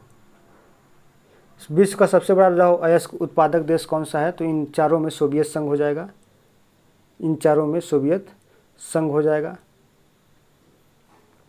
अब इतना क्वेश्चन हो गया, लगभग 400 क्वेश्चन हो गए और लगभग पौने 2 घंटा हो गया। अब वीडियो बड़ी हो जाएगी, तो उसमें आप लोग भी नहीं देख पाएंगे। अब एक आध दो क्वेश्चन और देख लेते हैं जो इम्पोर्टेंट है। हाँ, यहाँ पर देख सकते हैं हम लोग। कौन सा ऊर्जा का गैर पारंपरिक स्रोत है? तो देखिए, गैर पारंपरिक और पारंपरिक। जो पारंपरिक रूप से है, तो जैसे इसमें कोयला हो गया, पेट्रोलियम हो गया, ये सभी पारंपरिक है। और गैर पारंपरिक में जैसे कि आपका बायोगैस हो गया, है ना, सोलर एनर्जी हो गया, ये सभी गैर पारंपरिक में आते हैं। तो जो गैर पारंपरिक होते हैं वो नव्यकरणीय होते हैं, और जो गैर पारंपरिक होंगे वे नव्यकरणीय संसाधन होंगे या खनिज होंगे, और जो पारंपरिक होंगे वो अनव्यकरणीय होंगे, उनका उपयोग दोबारा आप नहीं कर सकते हैं। निम्नलिखित में से किस कोयले में सर्वाधिक कार्बन पाया जाता है? तो एंथ्रेसाइट में सर्वाधिक कार्बन होगा। विश्व में सर्वप्रथम जल विद्युत गृह की स्थापना निम्न में से किस देश में की गई थी? ये वाला क्वेश्चन बिल्कुल सही है, तो ये फ्रांस में किया गया था। थ्री गार्जेज बांध जो निकट भविष्य में विश्व का बृहत्तम जल विद्युत उत्पादक केंद्र होगा स्थित है, तो ये कहाँ पे? चीन में है थ्री गार्जेज बांध। ये वाला क्वेश्चन है, ये दोनों क्वेश्चन इंपॉर्टेंट है। ठीक, अच्छा थोड़ा बहुत और क्वेश्चन बचा है। निम्न में से कौन सा राग फास्फेट के लिए महत्वपूर्ण है? तो ये मोरक्को हो जाएगा। पेट्रोलियम का अंतर्राष्ट्रीय व्यापार अधिक होता है क्योंकि पेट्रोलियम की मांग अलोच है। अधोलिखित में से बॉक्साइट का सबसे अधिक उत्पादन करने वाला देश पूछ दिया, तो ऑस्ट्रेलिया है यहाँ से।